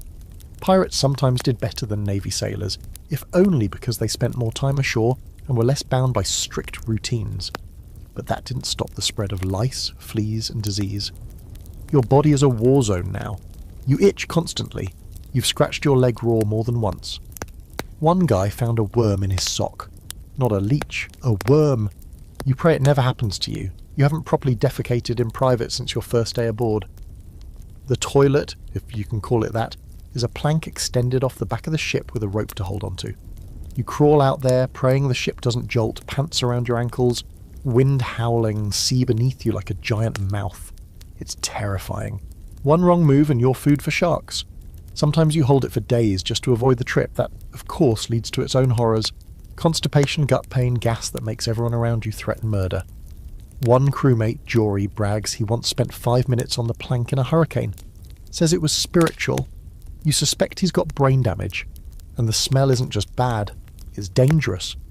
Infection fester in damp wounds. Mold grows in clothes that never dry. Rats thrive below deck, feeding on crumbs and anything soft. Someone swears they saw a rat crawl into a hammock and nibble on a sleeping man's ear. He woke up, apparently, and tried to chew the rat back. You can't verify that story, but nothing would surprise you at this point. Fringe fact for you, there are recorded tales of ships being so rank that ports refused them entry. In the Caribbean, some port authorities demanded bribes just to let pirate vessels dock, partly because of their notorious reputations and partly because of their unbearable stench. You always thought that was exaggeration. Now you know better. You wouldn't let yourself into port if you were in charge. There's a scholarly debate over whether pirates had better hygiene than the average Navy crew. Some argue they did. Less formality meant more frequent dips in the ocean, more access to fresh water from stolen supplies. Others say it's wishful thinking. Life at sea was disgusting, period. And pirates weren't exempt. They just might have had more fun while rotting alive. And here's the grossest part. Sometimes the smell saves your life. You can sniff out infection before it hits hard. You recognise the rank musk of fevered sweat, the metallic tang of blood from a fresh wound, the sour milk reek of pus. You know when someone's dying by the way the air thickens around them. Your nose becomes a survival tool. Horrifying, yes, but useful. You find yourself fantasising about just at a bar of it, maybe 2. You imagine scrubbing your scalp until your fingernails come away clean. You imagine stepping into a bath so hot your skin turns red and coming out smelling like something other than despair. One day, a crewmate finds a bar of soap hidden in a crate from a recent raid. He holds it up like a relic from a lost civilization. Then, in full view of the crew, he eats it. Thought it was cheese, he says. No one even flinches. Tonight, as the wind shifts and the smell of bilge and sweat wafts through the narrow passage where you sleep, you lie with your arm over your face, trying not to breathe too deeply. Someone farts 2 hammocks over. Someone else coughs a thick, phlegmy cough. The guy next to you mumbles in his sleep, "Please don't rot yet," over and over. And you think, I'd trade all the gold in the Caribbean for a clean shirt, dry boots, and 15 minutes in a bath. You know you'll get none of those, but still, you hope. You'd think the worst part of pirate combat would be the fear, the panic, the yelling, the chaos. And yeah, that's all bad. But what really gets you is the confusion. You imagine sword fights being elegant and cool, graceful moves, witty quips, maybe a flashy spin or two. Nope, not here. Combat aboard a pirate ship is a screaming, filthy pile of limbs, smoke, blood, and bad decisions. It's fast, it's loud, and it smells like burned powder and wet intestines. It always starts the same way. A ship spotted on the horizon. A tense moment while the crew squints at the sails and guesses, merchant or military. If it's a merchant, you might live. If it's navy, well, sharpen your blade and kiss your lucky charm. The captain calls for silence.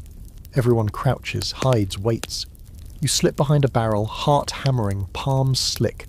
The order comes, raise the black. The Jolly Roger goes up, snapping in the wind. Sometimes that's enough. A lot of merchant captains will just drop their sails and surrender. Better that than face a horde of sea-drenched lunatics with pistols and wild eyes. But when they don't surrender, the cannons start. The noise is indescribable. You feel it in your bones more than hear it. A deep, concussive boom that shakes the whole world. The recoil nearly knocks the gun crews off their feet. The deck trembles under you, the smell of sulphur thick in the air. Splinters rain down like angry wooden wasps. You duck instinctively, even though you're not entirely sure from what. Cannons aren't accurate. They're not meant to be. They're meant to smash, to terrify, to punch holes in the hull or scatter enemy crew. You hear a screech from the other ship as a shot lands, followed by shouting. Your ship returns fire. You watch a cannonball miss completely and land in the ocean with a slap. The gunners swear like poets. You just try not to throw up. Then comes the boarding. Grappling hooks fly, ropes swing. Pistols are fired more out of habit than accuracy. You follow the crew across the makeshift gangplanks, or worse, you jump. You land badly, roll, scramble up in time to parry a wild swing from a man who looks just as terrified as you feel. It's not a duel, it's a brawl. There's no rhythm to it, no honour, just desperation. You stab at anything moving that isn't dressed like you. You get punched, bitten. Someone slams the butt of a musket into your ribs. You hear a scream nearby, too high-pitched. A boy. You don't look, you don't want to know. Pistols are mostly useless after the first shot. They're one and done unless you've got time to reload, which you don't. You've seen guys wield them like clubs, beating enemies with the barrel. Swords? Forget the sleek cutlasses from the stories. These blades are rusted, chipped, bent. One guy swings a meat cleaver, another uses an axe that still has bits of rope stuck in the handle. You fight with whatever keeps you upright. At one point you slip in something, definitely not water, and fall onto the deck. A man lunges at you. You roll. Your blade finds his gut. He gasps. You don't look back. You can't. If you stop to think, you stop to die. Historically, naval combat during the golden age of piracy was brutal and short. Most battles lasted less than an hour. Ships didn't want to destroy their prize. After all, what's the point of sinking something you're trying to loot? But the fighting was savage, hand to hand, the noise, the smoke, the claustrophobia. It broke minds as often as it broke bones. Pirates relied on fear as much as firepower. The black flag wasn't a warning, it was a promise. There's one moment burned into your brain. You're ducking behind a mast when you see the enemy captain. He's older, grey hair slick with sweat, eyes wild. He points a pistol at your crew's quartermaster and fires, misses. Your quartermaster returns the favour, does not miss. The man goes down, a neat hole where his forehead used to be. No drama, just collapse. You don't even hear the thud over the din. Eventually the fighting slows, one side breaks. This time you win. The enemy surrenders. Some drop their weapons, some weep, some just sit stunned, surrounded by bodies and blood and ruined crates. Your crew cheers, but it's half-hearted. Too many bruises, too much mess. Victory doesn't taste like glory, it tastes like copper and vomit and smoke. And now comes the worst part, the looting. You help carry crates, sugar, rum, and maybe some gold if you're lucky. More often it's spices or tobacco or cloth. The injured are dragged aside, the dead are tossed unceremoniously into the sea. There's no time for mourning, no energy. You find yourself stepping over the corpses without blinking. There's a crew vote, what to do with the prisoners. Sometimes they're offered a choice, join or be set adrift. Sometimes they're just left. You don't ask questions anymore, you just do your job. Here's a quirky historical detail. Pirates often tried to avoid full-blown combat if they could. It was expensive, risky. Many relied on sheer intimidation. The flag, the rumours, the reputation. Blackbeard of Barsas himself would tie lit fuses into his beard to look like a demon rising from the sea. But when intimidation failed, things got ugly fast. You've now seen firsthand what ugly means. There's still debate among historians about how common combat actually was. Some argue it was rare, that most pirate ships won their prizes without a fight. Others believe it happened often, especially when facing stubborn captains or miscommunication. Either way, you now know that a single battle can change everything. People disappear, ships limp away, broken, and even if you live, you're never quite the same. That night you sit on the deck, blood on your shirt, your hands shaking. Elias sits beside you, a long gash running down his arm. Neither of you speak. You just stare out at the sea. It looks so calm now, like it wasn't just a battlefield a few hours ago, like it hasn't swallowed men and ships for centuries without blinking. You can still smell the powder, still hear the ringing in your ears. You touch the hilt of your sword and realise your hands won't stop trembling. You survived your first real fight. You don't feel heroic, you feel hollow. The smell of powder hasn't faded when you're summoned to the main deck the next morning. Your arms still ache from looting, your ribs feel bruised from where someone rammed into you with a musket butt, and your stomach churns with leftover fear. But none of that matters. There's another ship on the horizon. The spyglass confirms it. Sails wide, hull deep, likely loaded. You're not even fully done cleaning the blood from your last raid, and now the crew is preparing for another. This is the rhythm of pirate life, feast or famine. Either you're floating through empty waters eating mouldy biscuits and playing dice for buttons, or you're chasing down ships like a pack of rabid wolves hoping that they're full of sugar, coin, or at least something edible. The new target is bigger than the last, which could mean two things, more treasure or a worse death. The crew starts working the sails. There's tension in the air, not fear, not quite, more like hunger, the kind that lives in the belly and the bones, gnawing. Pirates don't raid for fun, not really. They do it because it's how they eat, how they stay afloat, how they avoid becoming the ones being plundered. You're caught up in it now. You've stopped thinking of yourself as a hostage. Somewhere along the line, you became part of the hunt. This new ship sees you early. The Jolly Roger goes up, but they don't stop. Instead, they start turning, running. That's the worst case scenario. Chasing a ship means time, risk. They might get away, or they might lead you into a trap. Either way, the crew doesn't hesitate. Sails are tightened, wind is aged, orders barked. Your ship surges forward with groans and snaps, like it knows this dance too well. The chase lasts hours, sun blazing, sweat pouring, every crew member pulling ropes, adjusting angles, navigating every gust like it's life or death. Which, fun fact, it is. You lean over the rail at one point, watching the sea whip past in streaks of white and blue. That's when you hear it, the distant boom of cannon fire. They're not waiting for boarding this time. They want to scare you off. You don't scare that easily anymore. Your ship returns fire, but the rangers pour. The cannonballs splash into the water, geysers of salt and noise. Eventually, the enemy gets close enough to see the whites of their eyes, panic-wide, darting. It's another merchant vessel, poorly armed, desperate, and this time they fight. The boarding is less chaos and more bloodbath. They know they're cornered. You know they've got cargo worth protecting. You lose count of the bodies, the screams, the brutal clang of iron. You're shoved, slashed, nearly thrown off the deck. You retaliate with the same ugly instinct that saved you last time, and when it's over, you're alive again, panting, numb, hands sticky with someone else's blood. The cargo hold of the merchant ship smells better than anything you've experienced in weeks. Spices, molasses, even a barrel of lemons. Honest to God, lemons. The crew cheers. It's not gold, but it's survival. It's enough to buy another few weeks of not starving, not mutinying. Your quartermaster smiles with his teeth, what's left of them, and mutters something about a good haul finally. You're too exhausted to smile back. Here's where it gets complicated. After a battle like this, the loot gets divided. Shares are calculated, the code followed. The captain gets a double portion. So does the quartermaster. Specialists, like the gunner, the carpenter, the surgeon, get slightly more than regular deckhands. And you get your first official cut. It's not much. A few coins, a flask of rum, half a tin of cinnamon. But it's yours. And you realise that for the first time you've earned something not through labour, not through accident, but through violence. Historically, the promise of shares was one of piracy's most attractive perks. Unlike navy ships, where you might work for years without pay, pirates split the spoils after every successful raid. It was risky, sure, but for many, especially the poor, desperate, or enslaved, it offered a taste of control, even if that control came with a sabre and the constant threat of death. You learn in the days that follow that the spoils of a raid are only part of the reward. There's also status. Survive enough fights, and people nod when you pass. They stop calling you new meat. They invite you to sit in the shade instead of making you swab the deck twice.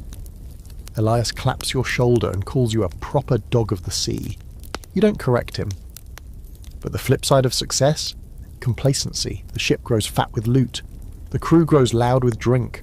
Fights break out over stupid things. Whose hammock is whose? Who stole whose dried figs? You spot one man threatening another over a spoon. A spoon? The energy shifts from grateful to greedy, and you start hearing whispers. Not about enemies, but about each other. You catch wind of a plot. Maybe not serious, but loud enough to reach the captain's ears. A group thinking they deserve a larger cut. That the captain's holding back. You don't get involved, but you start sleeping with your blade a little closer. Because the worst fights on a pirate ship don't happen between enemies. They happen between brothers. This is the rotten core of piracy. It's not just the fear of the navy or of drowning, it's the knowledge that even in victory, you're never safe. You sail with killers, and trust is always conditional. If the gold runs low, if the food spoils, if the next ship escapes, you might be the next one with a blade between the ribs. And yet, you don't leave. Not that you could, but even if you could jump ship right now, you wouldn't. You're in too deep. You've tasted what it means to win something with your own two hands, even if those hands are stained. You've seen the faces of the men who called you useless now nod in respect. You've held treasure and felt that strange hot satisfaction in your chest that says, I earned this. You don't know what that says about you. Here's an eerie fringe fact for you. Some pirates used to keep mementos from raids, not loot, something weirder. A splinter from a sunken ship, a gold tooth pulled from an enemy. One guy supposedly carried a cork from the rum cask that cracked during his first boarding, calling it his lucky plug. You find yourself looking at the hilt of your sword, wondering if this is now your memento. If this stained chipped blade means something now. If you mean something now. That night there's a feast of sorts. Spices from the raid are dumped into a massive pot of stew. Someone plays a battered fiddle. The crew drinks, laughs, howls. You sit on a barrel staring at your tin of cinnamon, debating whether to trade it for a dry pair of socks. You don't. You clutch it like a medal. You survived another raid. You made a little profit. You didn't get stabbed. You even got to eat something that didn't taste like barnacles. You should be proud, but all you feel is tired. You wake to shouting, but it's not the usual kind.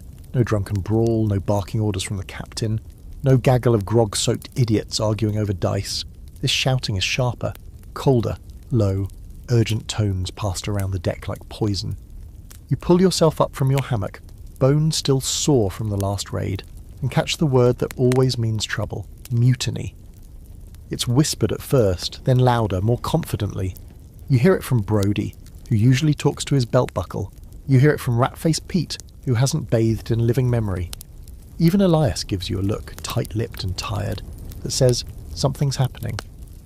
You already know the rule. When people start going hungry or think the loot's being unevenly split, the knives come out. Not for the enemy, but for each other. The current captain, Boone, a man built like a tank with a voice like thunder, has led a dozen successful raids, but that doesn't matter now. Word is he skimmed off the top of the last haul, kept a few coins tucked away for himself. Maybe took a barrel of rum nobody noticed. Maybe. The thing is, he should have noticed someone would notice. Pirates don't forgive thievery, especially not from their own. The quartermaster, Grimharrow, isn't helping. He's supposed to be the balance, the voice of the crew, the guy who keeps the captain honest. But lately he's been less voice and more whisper. Rumour says he's in on the theft. Or worse, planning a betrayal of his own. Whether it's true doesn't matter. Once the seed's planted, it spreads. And on a pirate ship, trust is worth less than dry socks. Historically, mutinies weren't rare in pirate life. You might think pirates were all about chaos and anarchy, but in truth, their ships ran on a delicate, violent democracy. If the captain lost the confidence of the crew, he could be voted out or thrown overboard. Sometimes they just marooned him on the nearest spit of sand with a bottle and a single bullet. Other times they let the sea decide. Boone might be next. You don't want to pick a side, not because you're noble, you're just tired. But staying neutral on a ship where everyone is armed is like swimming with sharks and hoping that they respect your boundaries. So you listen, you watch, you fake interest in every conversation. You nod when someone complains about the captain, but you don't agree. You laugh when someone jokes about accidental drownings, but not too hard. You keep your hands clean, or at least clean enough. One night you're summoned to a quiet meeting below deck. A group of 10, maybe 15 gathered near the powder room. Elias is there. So is Sissy Jack, sharpening a blade while smiling at the floor. A man named Crimp does most of the talking, says the captain's lost his edge. Says it's time for new blood. Says the next ship you take could be yours if you just back the right crew. You stay quiet. Crimp looks at you, waiting. You nod, you lie. It's safer that way. The air changes the next day. Everyone moves a little faster, grips their blades a little tighter. The captain barks an order and no one jumps to follow. His eyes narrow. He knows. They always know. You wonder if he'll strike first. History's full of captains who got wind of mutiny and cracked down early. Hard. Blood on the deck, public beatings, executions without trial. Sometimes it works, sometimes it just pushes the crew to snap faster. But Boone, he does something unexpected. He calls a meeting. The whole crew gathers on deck. The sun is high, the air thick with tension and sweat. Boone steps up to the helm. He doesn't raise his voice, he doesn't threaten, he just speaks. He reminds the crew of their victories, of the treasure in the hold, of the Navy's ships you've outrun. He admits mistakes, too much rum taken, maybe a few coins gone missing.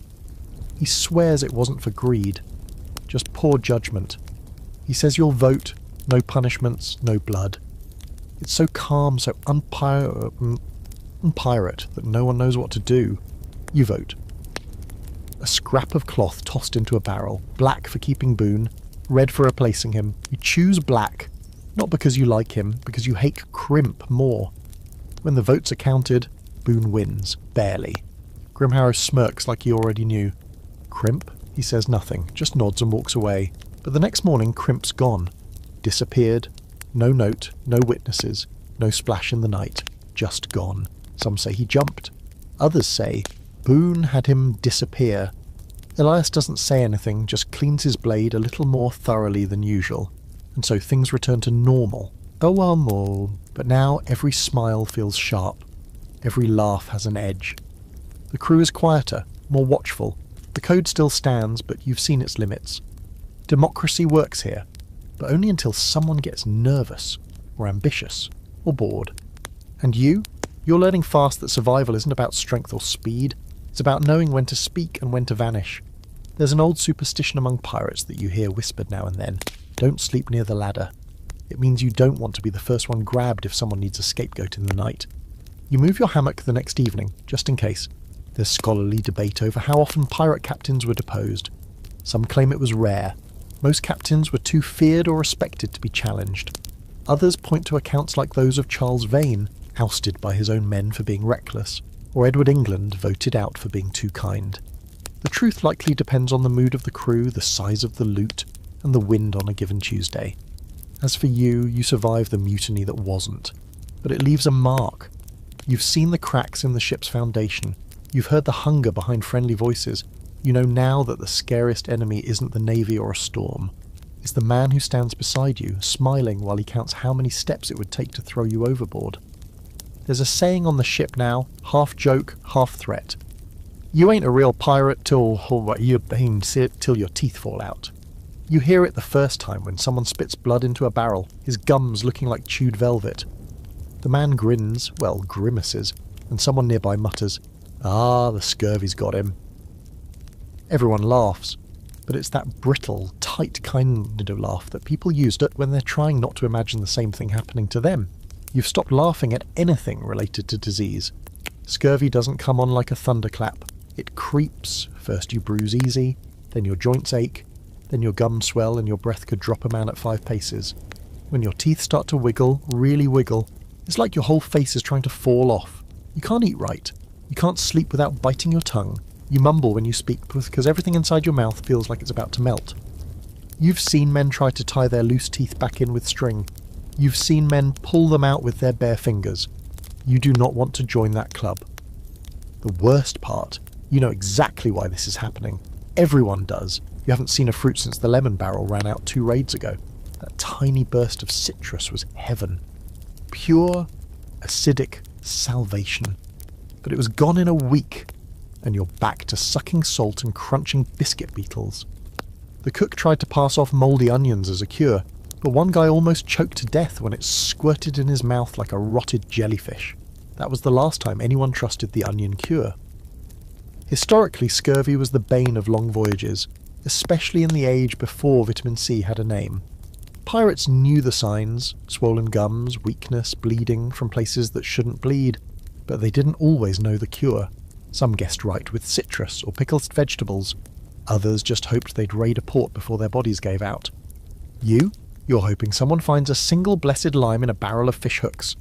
And then there's smallpox. Or maybe it's the pox, nobody's sure. One guy starts showing spots, then another, then another. Red bumps, fevers, shaking fits that make them gnash their teeth until the teeth snap off. They get isolated below deck, behind a row of barrels near the cargo hold. Someone sets up a ragged curtain, like that's going to fool the pox. The air down there starts to stink in a way even you haven't smelled before, and you've smelled things that would make a vulture cry. One by one, the sick stop moving. They get quiet. No screaming, no twitching, just still. Then after a few hours or maybe a day, their bodies are lifted in silence and slid off the plank with a single splash. No prayers, no coins over the eyes, just water. It hits you suddenly that there is no such thing as dying peacefully on a pirate ship. Every death is either loud and awful or quiet and suspicious. You can't get sick without someone eyeing you like you're contagious, like you might be the next reason they die. And if you are sick, you better hide it. A cough gets you side-eyed. A nosebleed gets you whispers. A bad fever? That's a rope around your ankle and a splash before nightfall. One night you wake up drenched in sweat. Your skin's burning, your legs ache, and your stomach is tight like someone's wounded up with a winch. You panic. You sick? Is it the pox? The scurvy? Something's worse? You stumble to the deck, gasp in the night air and retch over the side. A shadow passes behind you. No one says anything. That silence is worse than yelling. You don't know if you are being watched or measured. You start chewing on whatever you can find, dried seaweed, a bitter bit of root someone insists is medicinal, even the white, tasteless pulp from the bottom of an old barrel. Anything to keep your teeth in your head. You've started dreaming about oranges. Not treasure, not gold, just a stupid, fat, juicy orange. You want to bite into it and let the juice run down your chin. You want the acid to sting your gums. You'd trade your hammock for one slice. Hell, you'd trade your sword. And then, one day, by some miracle, the captain announces you're stopping at a hidden cove to resupply. Not a port. Too risky. But a place known for fruit trees and fresh water. The crew cheers like children. You've never seen the grown men cry over a pineapple before. You see it now. As you approach the shore, the smell hits you first. Green. That leafy, humid scent of plants not yet rotted or salted. The crew practically sprints onto land. You're one of the first off. You run. Literally run. Into the trees, past the ferns, until you find a scraggly bush with something vaguely round growing on it. You tear one off. It might be a lime. It might be a mouldy potato. You don't care. You bite into it and weep. Actual, honest weeping. The juice burns your gums and tastes like a miracle. You pick a dozen more and shove them into your shirt. Others do the same, hooting like madmen, drunk on vitamin C and freedom. Of course, not everyone's lucky. By the time the ship leaves the cove, 2 more men have been buried. One from fever, one from a cut that turned black. The sea gives, and the sea takes. But you're alive. Your teeth are still in your mouth, barely. Here's a curious fringe fact. Some pirates believed that the pox was a curse passed by sirens. Sea spirits punishing men for plundering sacred waters. Sounds ridiculous, until you see someone covered in sores, babbling nonsense, and you swear you hear something whispering in the waves. You shake it off, but that night, you sleep with your back to the hull, ears covered. There's still debate among historians about how often pirates suffered from disease compared to other sailors. Some argue they had better access to shore, so they were healthier. Others claim the lack of routine medical care and wild lifestyles made things worse. Either way, one thing's for sure, a pirate ship was a floating petri dish. You might survive the navy, survive battle, survive storms, and still be taken down by a rotten tooth. And so, every morning now, you check your gums. You run your tongue along your teeth, count them like treasure. You watch the spots on your skin. You sniff the air, always listening for the telltale rattle of someone too sick to hide it. You tell yourself you're okay, that you're lucky, that you've got time. But you don't say it out loud, and you don't want the sea to hear you. You always thought the Jolly Roger meant fun. Black flag, skull and crossbones, maybe a little yo-ho-ho, and a parrot squawking for comic relief. Something from a storybook. But now, standing at the base of the mast, watching that ragged flag snap in the wind like a dare, you realise the truth. The Jolly Roger is not a joke. It's not a costume or a fashion statement. It's a threat, a warning, a confession. It says, we are monsters, and we're proud of it. The day starts clear, the sky a perfect dome of blue. You're trimming sail, thinking maybe, just maybe, you'll get through 24 hours without vomit, fire or death. Then the lookout calls it, sails on the horizon. You expect the usual scramble, the whooping, the rush, but something's different. The captain doesn't order you to hide, doesn't tell you to hold fire or sneak up quiet. He grins and says, run up the flag. You do it. You haul the rope, and the Jolly Roger unfurls. Not the one you're used to either, not the cartoony skull. This one's got a skeleton holding an hourglass and a spear, standing over a bleeding heart. It's terrifying. Even the paint is uneven, like someone carved it with their own fingernails in a fit of rage. And you realise this is a specific message. This one says, surrender now, or die screaming. That's the point of pirate flags.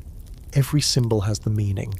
Some signal mercy, others promise torture. Historical pirates used dozens of different flags. Hourglasses for time's running out, spears for we like violence, bleeding heart you for we enjoy watching you suffer. And the black background? That meant you might live if you surrender. Red meant no survivors. This flag is black, but there's a red smear across the skeleton's face that might just be old blood. The merchant ship you're pursuing sees it. You can tell by how they start turning, how their sails catch more wind. They're running. Your captain loves that. Says it makes the chase sweeter. The crew cheers like they're at a sporting event, not about to commit felony murder at sea. You stand back, clutching the rigging, trying not to look seasick or scared or both. And here's the nasty twist. The flag isn't just for them, it's also for you. A reminder, a contract. You sail under that thing, you agree to what it stands for, you become the monster. You're no longer someone who was forced aboard. You're not a victim anymore. You're part of the message. That shakes you more than the chase. When the ship's finally closed, the captain has the flag lowered halfway. You think it's a mistake until Elias tells you that's part of the show. Half-mast means we're mourning, Karius, he says. Usually for you. Sure enough, the merchant ship slows. You see people waving a white cloth. They are surrendering. No one cheers, not yet. You board with the others. The crew of the merchant vessel is lined up, shaking, eyes wide. Some have weapons, but they drop them quick. There's no fight in them. They've seen the flag, they know what it means. And still, just to make a point, the captain selects one man and has him dragged forward. We fly death, he says, so we have to mean it. The man is stabbed, slow and deliberate. Not killed, not yet. Just enough to show everyone else what's waiting if they don't behave. Blood splashes the deck. A few people weep. A child clings to her mother. You don't breathe. You don't move. You don't speak. Then, and only then, does the captain let the looting begin. Later you ask Elias why the show. Why the flag? Why the need to terrify? Fear, he says, is faster than gunpowder. If they're scared enough, they don't fight. No fighting means no blood, no damage. Clean job, clean loot. He pauses. And sometimes we just like the fear. You wonder if he means we or they. You hope it's they. Here's a quirky fact you won't find in children's books. Pirate flags were often customised on the fly. Some were sewn from old sails, others painted with tar, pig's blood or red wine. There's one story of a pirate who nailed his enemy's ears to a flag and hoisted it just to see if it'd flap right. Nobody remembers his name, but everyone remembers the flag. Some ships even carried multiple banners to swap out depending on their mood. There's some scholarly disagreement over how widely used the Jolly Roger really was. The image of the skull and crossbones is so iconic it feels universal. But some historians argue most pirate-equipped ships either use plain red or black flags, or no flag at all until the last second. The Jolly Roger, in all its stylised glory, might be more myth than fact. Doesn't really matter to you now. You saw one today, and it changed things. The merchant ship is stripped clean. Crates of cloth, tobacco, a few chests of silver. One passenger, a girl with red hair and a sword at her side, is invited to join the crew. She declines, politely. The captain smiles, says he likes her fire. She's allowed to leave, and you don't ask what would have happened if she'd said yes. You return to your ship. The flag is still up. Tattered now, the wind chewing at the corners. You stare at it as the sun goes down, thinking about what it's become. Not a banner. A confession. A dare. A mask you wear so long you forget your real face. That night, someone paints a new symbol on one of the sails. A crude skull with burning eyes. You ask who did it. No one answers. No one has to. It's just the ship announcing what it is now, and what you are too. You lie in your hammock, eyes open, the flag burned into your mind. You wonder what would have happened if the merchant crew had fought back. You wonder what kind of person you've become that you didn't stop the stabbing. You wonder if the Jolly Roger is flying inside your chest now, waving silently behind your ribs. Because here's the truth. The flag is more than fabric. It's a line. And you're on the wrong side of it now. There's a sound that always makes your stomach twist, no matter how long you've been at sea. It's not cannon fire. Not even the kersim of splintering wood. It's quieter than that. It's the creak of rope being pulled tight, the kind that loops around wrists or ankles or a man's throat. It's the prelude to punishment. You hear it now, echoing through the stillness of the afternoon, and the hairs on your neck rise like sails in a squall. Someone's broken the code, again. This time it's simple. Theft. One of the newer crew, barely more than a boy, was caught trying to sneak a silver ring into his boot. It wasn't even a valuable one, just a little band from the last raid, probably worthless. But the captain made the rules clear. Loot gets divided fairly. Anyone caught skimming? That's mutiny in miniature. And mutiny, even in its mildest form, gets met with pain. They tie him to the mast. He doesn't struggle. Maybe he knows that struggling just makes it worse. Maybe he's too scared to move. His shirt is torn off, his back pale and trembling. The boatswain steps forward with the whip. An old knotted thing with bits of shell and wire woven into the strands. It's not meant for correction. It's meant for damage. You've never heard a whip break the air before. It whistles first, like a snake hissing through the dark, and cracks with a sound like bones snapping. The boy screams. The crew doesn't blink. Another lash. More blood. By the third, he's sobbing. By the fifth, he's quiet, just breathing raggedly. Eyes wide and distant, mouth moving like he's praying or cursing or both. You turn away. Not because you're noble, because if you watch too long, someone might think you enjoyed it. And that's worse.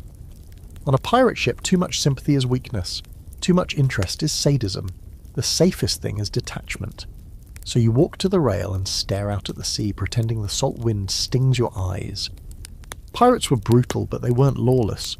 They had systems. Punishment wasn't chaos. It was ritual. Whippings, maroonings, beatings, even executions, all followed an unspoken code. You broke the rules, you paid, and it didn't matter if you were new or seasoned. The punishment was often public, a lesson to everyone else, not just to scare but to remind. A pirate crew couldn't afford freeloaders or liars. One loose thread and the whole ship unravelled. There's talk sometimes of a man named Holtz, no one knows if he's real, who supposedly tried to poison the captain for a bigger share. They say he was tied to the bowsprit, spread-eagled like a scarecrow, and left there through a storm lashed by rain and wind until his skin peeled like burnt parchment. When he finally died, they cut him down, not for burial, but to toss him to the sharks. Elias says that part's true. He claims he saw the sharks waiting under the hull. Some punishments are creative. A guy once drank too much grog, pissed in the water barrel and got caught. He didn't get flogged. He got silence. No one spoke to him for 3 days, no one handed him food or water, no one acknowledged his existence. On the 4th day, he cracked, stood on the rail and started yelling nonsense. The captain called him back down. He refused, then he jumped. The sea took him quietly. There's a fringe tale you hear one night during a game of dice, half-whispered between curses. A ship out of Nassau once punished thieves by sewing them into sailcloth and dragging them behind the boat. Not long, just enough to scrape the skin off. They called it the ghost tow. Supposedly, if you survived, they let you stay. You had to live with your skin half gone, but you got to live. That was the reward. Some historians argue that these punishments weren't as common as legends make them sound. They claim that pirate crews relied more on social pressure, voting and practical consequences, like docking shares or demotion. But those are historians sitting at desks, dry and safe. You've seen what happens when someone breaks the code out here. The lash is real. The bruises don't lie. Fear is a faster teacher than fairness. After the flogging, the boy is cut down. He collapses onto the deck, twitching. Someone hands him a dirty rag to bite. No one helps him up. He has to crawl below on his own. Whether he stays or jumps ship at the next port, no one knows. What matters is that everyone saw what happens when the rules get bent. The crew moves on. Lunch is served. Someone starts humming. A sea shanty like the mast wasn't just dripping blood 5 minutes ago. You clean your blade that evening, even though it hasn't seen use today. You do it because it's something to focus on. Something mechanical. One stroke, then another. Elias sits nearby, quiet as ever, running his fingers over the grip of his pistol like it's a talisman. Neither of you speaks.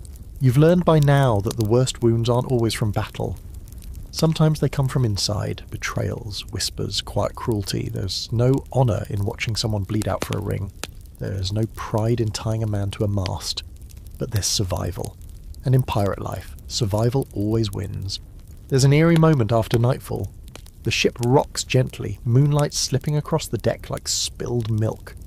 You pass by the mast, and you swear you see the imprint of the boy's body still there, shadowed in the wood, like the ship remembers. Maybe it does. After all, she's seen more punishment than most prisons. And here's the part that keeps you up. You didn't stop it. You didn't speak up. And part of you knows, next time it could be you, maybe not for theft, but for failing in a raid, for getting caught sneaking extra water, for stepping on the wrong toes. Because out here, punishment isn't about justice, it's about control. And the whip doesn't care who's guilty, only who's next.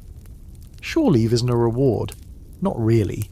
It's more like a collective pressure release, the kind that lets everyone explode at once before they start stabbing each other on the ship. You hear the word, port, and the crew cheers like children who've been promised candy in a fist fight.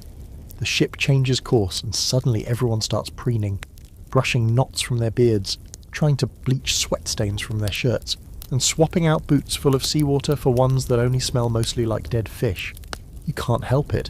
You're excited too. You haven't walked on stable ground in weeks. Your knees have forgotten how to function without sway. And the idea of land. Real land. With smells that aren't mould and bilge. With food that doesn't crunch when it's not supposed to. That's enough to make you overlook the fact that half the crew is planning to drink until they forget their own names. The port in question is a crooked little place clinging to the edge of an unnamed island. All thatched roofs and bent palm trees, and a harbour that looks like it was dug by a drunk god. There's one dock, half a dozen shanty bars, and a brothel that leans so hard to the left it looks like it's trying to escape itself. You dock mid-morning. By mid-afternoon, the crew has scattered into the town like rats onto a bread cart. The first punch gets thrown before you even make it down the gangplank. 2 men fighting over who gets to disembark first. One ends up in the water, laughing and bleeding from the nose. Everyone cheers. You step around them and follow Elias, who's already halfway down the dock, moving with the calm purpose of a man who knows exactly where he buried his last stash of emergency rum. Port days follow a certain pattern. Drink, fight, gamble, regret. Not always in that order. You make it to a tavern called the Drunken Gull. where the floor is mostly sand and the roof leaks grog from the second story. Inside, it's chaos. Tankards slam, dice clatter. A man in the corner is playing a hurdy-gurdy with such intensity you suspect he's exorcising demons.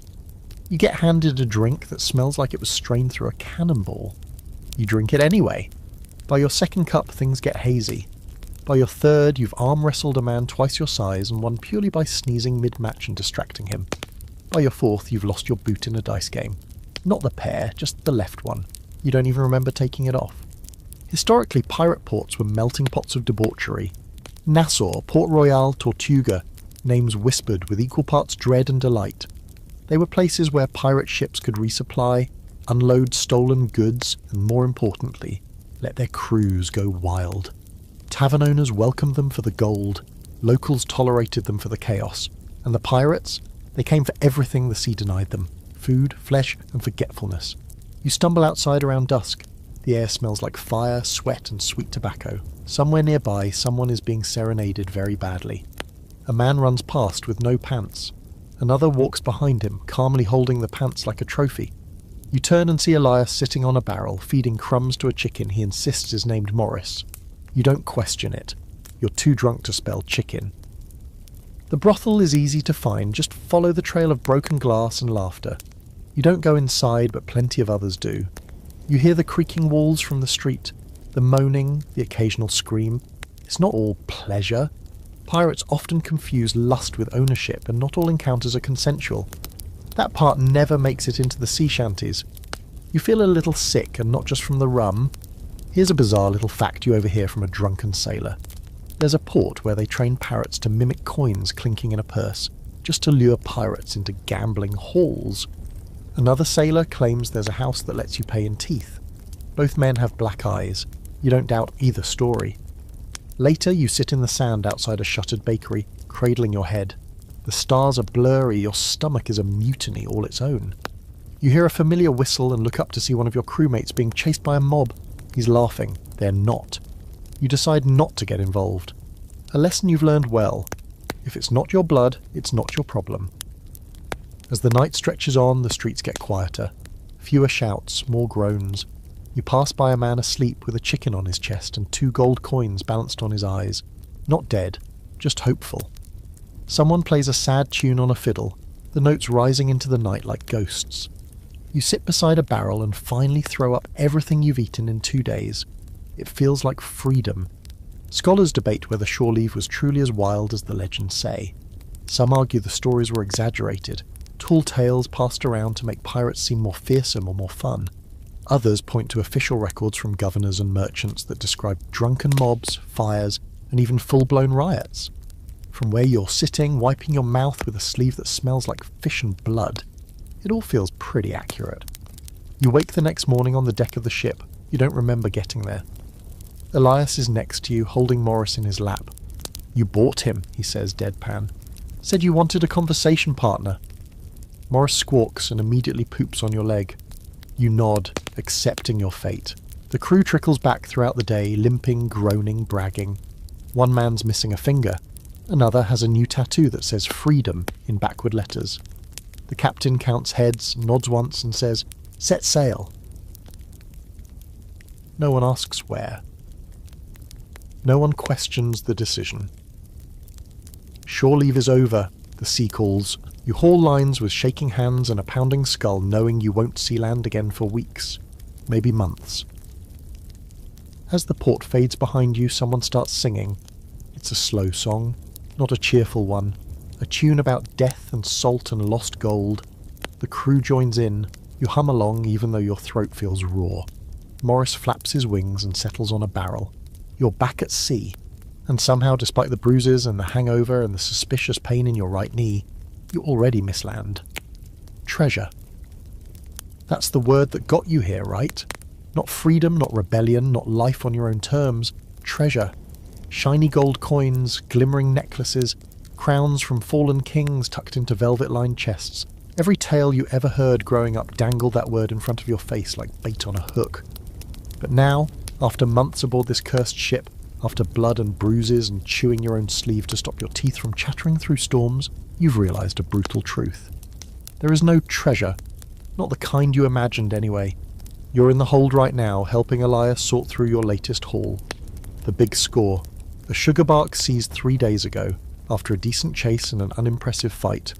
No one died, at least not on your side. And what did you risk your life for? Crates. Endless crates. Of sugar, molasses, cotton, tobacco. A warehouse on water. You dig through one crate looking for coins. Instead, your fingers sink into sacks of raw sugar so fine it clings to your sweat like flour. Sweet? Yes. Worth dying for? Definitely not. But the quartermaster is grinning. He's practically dancing among the barrels, because this apparently is real treasure. Sugar fetches a high price at the right port. Tobacco too, and cloth, especially if it's still dry, can be flipped for more rum and gunpowder than a pile of coins. You just stare at the sticky mess pooling in your boots and wonder what the hell you're doing with your life. Elias claps your shoulder. What? You wanted gold? He asks. This is gold, friend. White gold, sweet gold, gold you can eat. You resist the urge to throw a sugar sack at him. Historically, pirates rarely found the fabled chests of Spanish doubloons and cursed jewels that stories like to go on about. Most of the time, the loot was more practical. Barrels of food, tools, spices, medicine. Things a pirate crew could use or sell quickly before they rotted. Gold was rare, and when it was found, it was often in the form of trade bullion or coin mixed in with other cargo. Once in a while, a ship would stumble upon something glittery enough to make the legends real, but those were the exceptions, not the rule. And even when you do find coins, there's a catch. The moment they are in your hands, every man on board becomes a little twitchier, a little more watchful, a little more willing to slit a throat over a bad dice roll. Silver brings sharp tempers, gold brings murder. You've seen it happen twice already. Once over a gold necklace that turned out to be brass. Once over a coin that vanished in the night and later turned up in a boot. The wrong boot. But sugar? No one fights over sugar. No one gets stabbed over dried figs or indigo powder. That's part of the appeal, you guess. Safer cargo. Less stabbing, more boredom. And yet the crew still talks about buried treasure like it's real. There's always some guy with a whisper. I heard of a cache out in the Keys, sealed in iron. Black Sam Bellamy's hoard stashed in a cave only visible at low tide. A wreck near Tortuga, sunk with 30 chests of coin and one of bone. You don't know if they believe it or if the story's just too good to let die. One man, Weevil, who smells like he was born in a boot, swears he found a map once, sold it for a bottle of rum and a kiss from a toothless brothel girl, claims it led to a cave full of golden idols and goblets tall as a man's thigh. You ask why he sold it then, he just grins and says, maps are cursed. Best to be poor and alive than rich and haunted. That's another thing you've noticed. The richer the loot, the darker the stories. Everyone's heard of treasure with a cost. Chests that scream when opened. Gold that melts when touched. Ships that sank because their cargo wanted to stay buried. You chalk it up to too much rum and too many concussions, but part of you, some salty sleep-deprived part, wonders. There's a debate among historians too about whether pirates actually buried treasure. The popular image of X marks the spot and skeletons guarding hoards comes mostly from books, not reality. Only a few documented cases exist, like the infamous Captain Kidd, who may or may not have buried a stash on Gardiner's Island.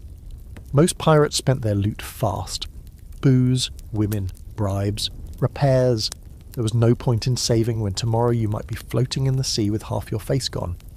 Still, one of the gunners carries a scrap of oilskin with shaky writing and half a drawing. He says his father gave it to him, says it leads to the treasure, the one everyone dreams about. No one believes him, but no one laughs either. You help haul the cargo up to the deck where it's stacked and catalogued. A few sacks burst, covering the boards in sweet white dust. One pirate snorts a line of it as a joke and immediately chokes. The crew laughs so hard someone falls overboard. No one jumps in to help.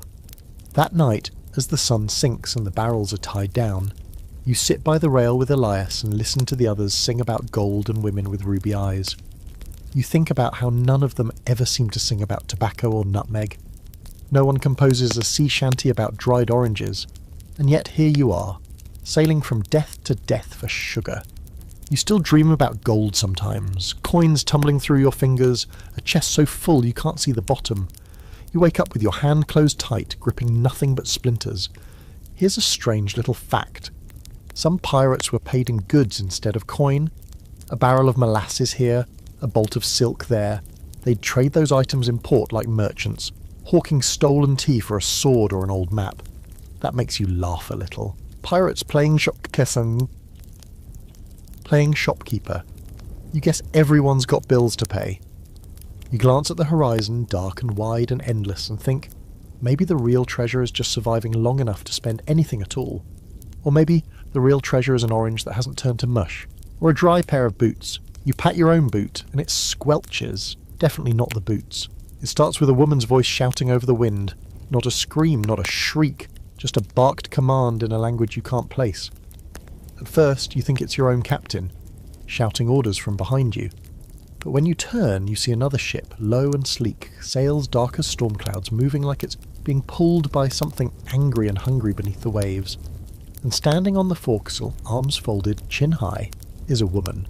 Not some tavern lass dragged along for luck. No, she's the captain, the crew mutters. Elias whistles low.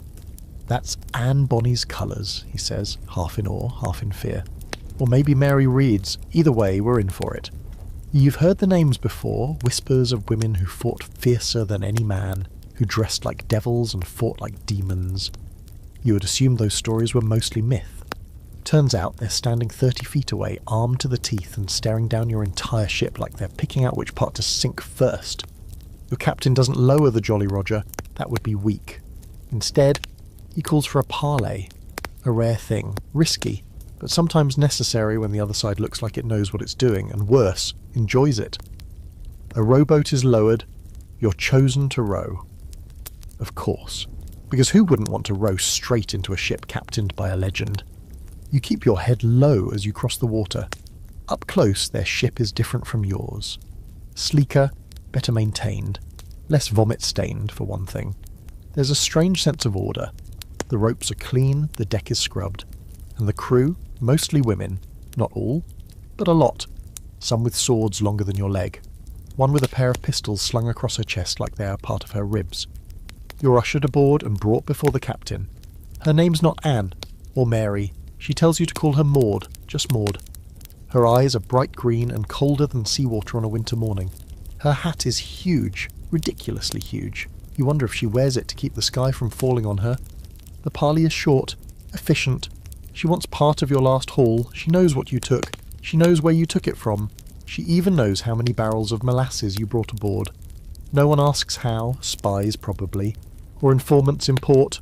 Doesn't matter. She offers a split. 50-50, or she takes all of it by force. Your captain wisely accepts. He knows a losing hand when he sees one, and from the twitch of Maud's fingers near her pistol, he knows she'd enjoy making him regret saying no.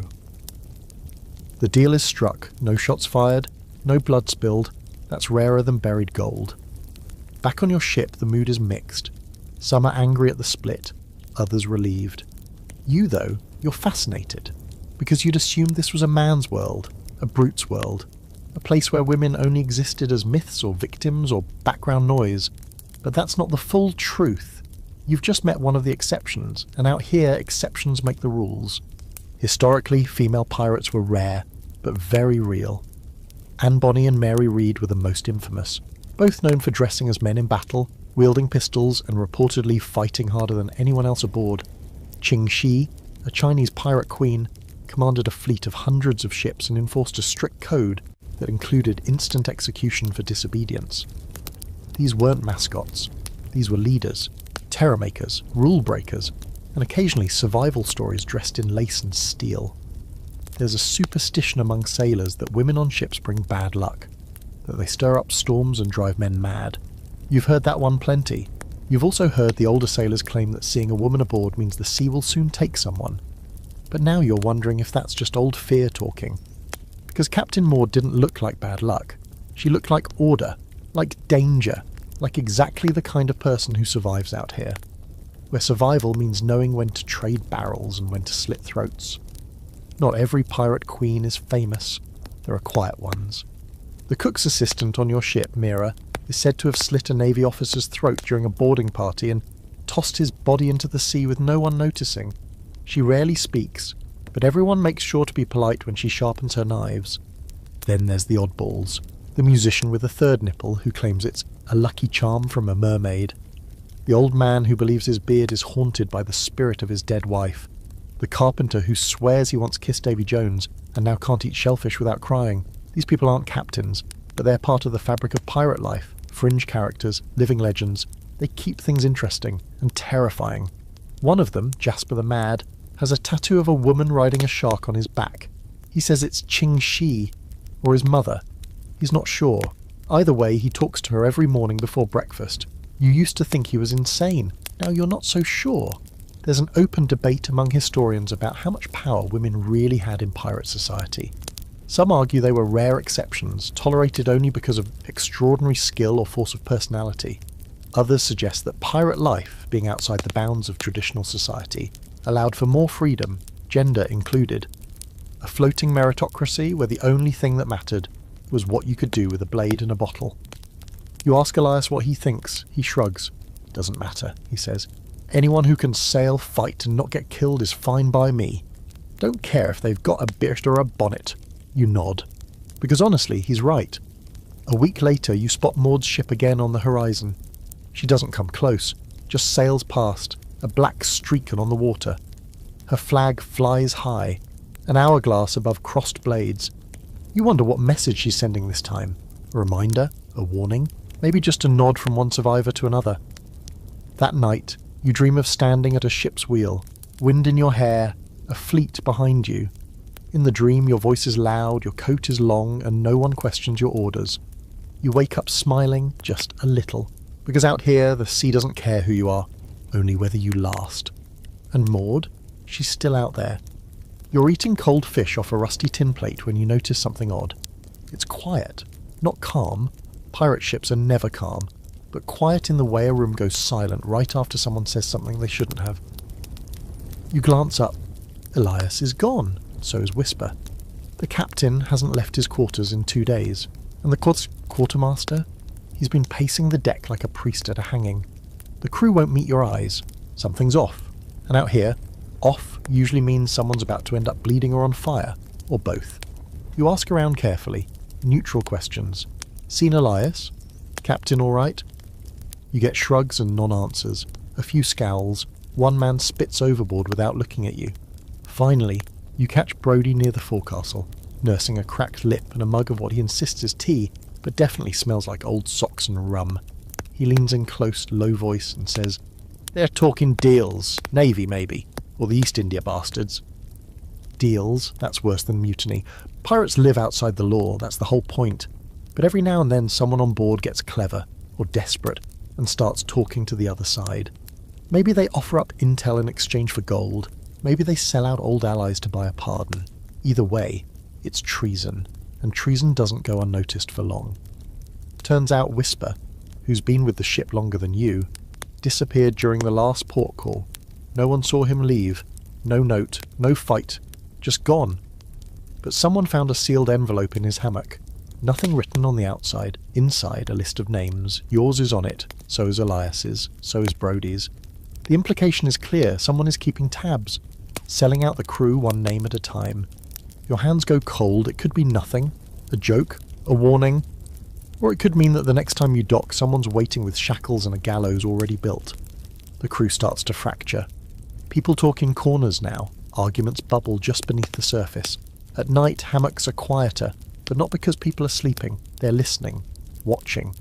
You keep your blade closer than ever and make a habit of sleeping with one eye half open. Elias finally returns one morning with a split lip and no explanation.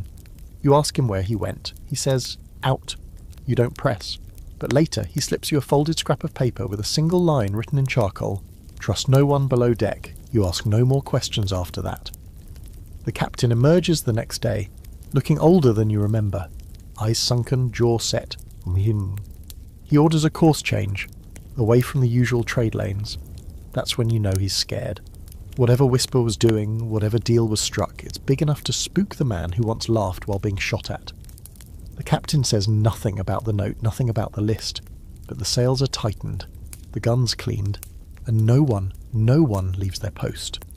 Then you notice the ship following you. It's subtle at first, as just a dot on the horizon. A merchant vessel, maybe. Then it gets closer, never gaining, never falling back, just there. You sail left, it follows. You slow down, it slows too, always out of cannon range, always watching. Some say it's a Navy spy ship, others say it's another pirate crew that knows about the list. A few whisper that it's Whisper himself, captaining a ghost ship with a hold full of your names and a crew of informants. That night someone sets fire to the water barrels. That's when things truly fall apart.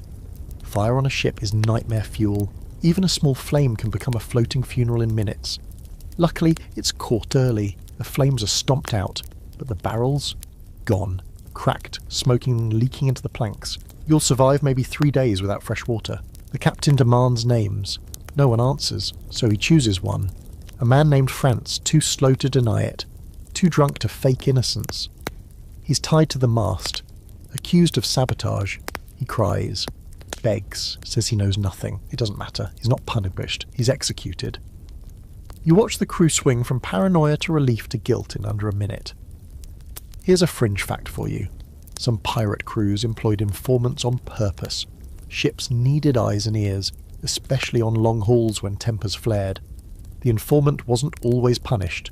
They were often protected, if they served the right master. Loyalty wasn't about morals, it was about survival. There's scholarly debate about whether pirates truly had organised spy networks among themselves, or whether betrayal was just part of the job description. Some records suggest pirates worked with local officials to tip off approaching Navy patrols. Others paint pirates as chaotic, isolated bands with no interest in long games. Your ship feels like both at once, wild and calculated, loyal and suspicious, a floating contradiction. You begin to suspect everyone, even Elias, even Brody. You trust no one with your food, your weapons, your secrets. You carve a little mark into the wall beside your hammock each morning, a tally of how many days you've stayed off the list. So far you're up to 4, then someone scratches a mark through your 3rd tally. Just one clean line. The next morning a new sailor is missing. No splash was heard, no note was left. His hammock hangs empty, swinging gently, as if someone climbed out and never came back. The sea looks calm, but you know better. The ship behind you is gone now, vanished sometime during the night. Maybe they turned back, maybe they were never real to begin with. But the damage is done, no one trusts anyone. And in a place like this, that's a kind of slow poison you can't bleed out. You sit on the deck, sleepless, sword in your lap, watching the waves for signs of movement. Elias joins you but doesn't speak. The silence between you is the only language that makes sense now. Behind you, someone coughs in the dark, someone else mutters about seeing a light on the water. You grip your blade tighter. You don't know who sold out the crew. You don't know who will be next. But one thing is certain. This ship is sinking from the inside. The first cannonball comes without warning. No flag, no distant shout, no glimpse of sails. Just a thunderclap of sound, a column of water erupting 10 feet off the port bow, and then a voice out, your voice screaming, naval ship! Before your brain even catches up, the deck erupts into chaos. Men scramble, orders are barked, ropes are hauled and tied without thinking. You've drilled for this, you've feared this. But drills aren't battle, and nothing about this feels like practice. You see it now, slicing through the morning fog like a blade. A white-sailed warship, the flag of a king snapping above its deck. It's bigger than you, taller, heavier. You can practically hear the polished brass and starch in its sails, and it's coming for you like it knows your name. This is the worst case scenario. Not just because they outgun you, but because they hate you. The Navy doesn't see pirates as criminals. They see you as a disease, something to be eradicated. You've burned their ships, stolen their goods, humiliated their officers. This isn't about justice, it's about revenge. The captain bellows for speed. You and Elias scramble to the rigging, hands roar as you haul sail. The ship groans as it leans into the wind, like even the planks know what's coming.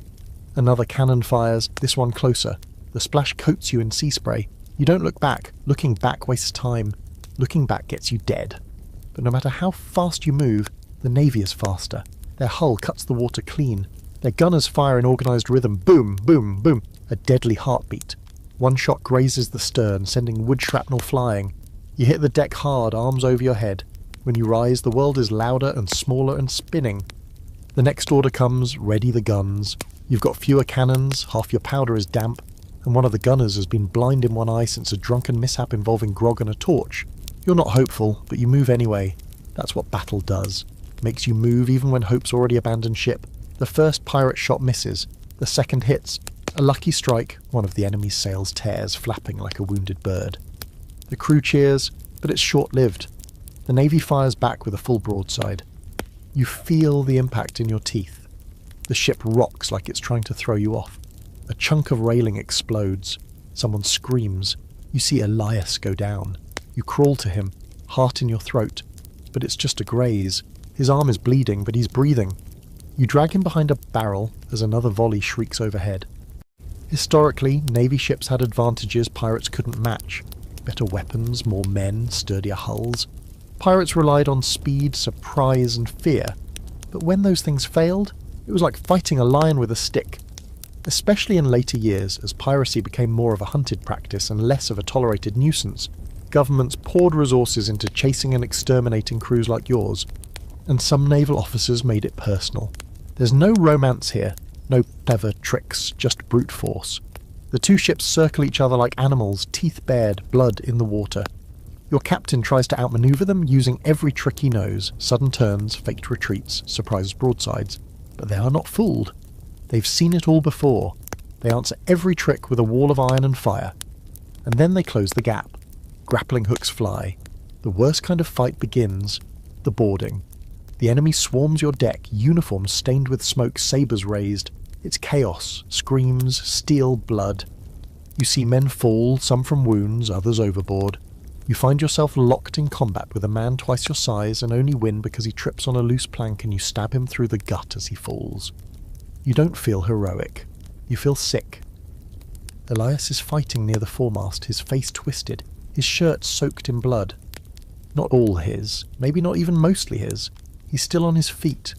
So are you. That's what counts. You don't know how long the fight lasts. 10 minutes? An hour? Time breaks apart in battle. What you do know is the tide turns, just barely. The Navy captain is wounded. His men falter. Your quartermaster roars like a beast and leads a countercharge that pushes them back across the gangplank. One pirate drops a torch on their deck before they retreat. Fire leaps up fast. Someone screams to cut the ropes. And just like that, it's over. The Navy ship limps away, burning slowly, smoke curling like ink across the sea. Your ship is battered, torn, bleeding from the seams. You've lost 4 men, 2 more are dying. The deck looks like a butcher's table. You sit down hard back against the mast. Blood on your face, your fingers twitching like they've forgotten they're attached. Elias drops beside you. His arm is bound with a strip of someone's shirt. He doesn't speak. Neither do you. And here's the eerie part. After the Navy flees, the sea goes completely quiet. No wind, no gulls, just the crackle of burned wood and the groans of the wounded. It feels wrong, like the ocean is waiting to see what you'll do next. Here's a fringe fact. Some pirates believe the Navy used spies to mark ships with cursed symbols before an attack. Tiny knots of red thread tied into the rigging, ashes smeared across the mast. You think that's nonsense, until you see a red stain near the helm that wasn't there yesterday. There's scholarly debate about just how effective pirate resistance was against Navy forces. Some argue pirates avoided conflict whenever possible, knowing they were outgunned. Others claim successful pirate crews often defeated Navy ships through cunning and speed. Today your crew won. Barely. But the cost? It shows on every face. That night, a silence falls over the ship. No songs, no games, no toasts. Just the sound of repairs and shallow breathing. You lie in your hammock, every bruise pulsing like a drumbeat, your hands still coated in blood. Some of it's yours, some of it isn't. You should feel proud, but all you feel is numb. And somewhere out there you know another ship is coming. Bigger, better, meaner. 'Cause the Navy never forgets. They catch you while you're sleeping, not during battle, not during a storm or raid, just a quiet, still night when the sails are full and the sea is flat as polished glass. You'd almost started to believe the worst was behind you. You were wrong. It starts with a whistle. Not a shout, not a bang, just a whistle, low and slow. Then the sound of boots on the deck, too many to count. By the time you're fully awake, your wrists are bound and there's a sword tip hovering near your throat. The man holding it has that clean, stiff look only Navy officers seem to pull off, like someone ironed him into his uniform. Behind him, more soldiers swarm the ship, weapons drawn, expressions stone cold, no fight, no warning, just capture. You're dragged up onto the deck where the rest of the crew's already assembled, lined up, tied and silent. Elias is there, kneeling with blood on his temple. The captain stands in the middle, arms behind his back, jaw clenched, eyes locked on the officer like he's memorising every wrinkle in the man's smug, pale face. A trap. Of course it was. Whisper. The list. The ship that trailed you for days. This wasn't a random patrol, it was a plan. You feel stupid for not seeing it sooner, angry at yourself and terrified. They make you kneel. The officer reads a proclamation in a bored nasal voice, something about piracy, treason, theft of crown property, disturbing the peace of civilized waters. You catch the words to be tried and hanged in accordance with His Majesty's law. The crew listens in stunned silence. One man starts sobbing, another laughs long and hollow. You just stare at the deck and try not to throw up. Pirates didn't always die in battle. Capture was common. Navy ships could outrun you, outgun you, and sometimes outsmart you. When they took you alive, it wasn't for mercy. It was for the theatre. Public trials, public hangings, a reminder to everyone watching that the crown had teeth, and they knew how to use them.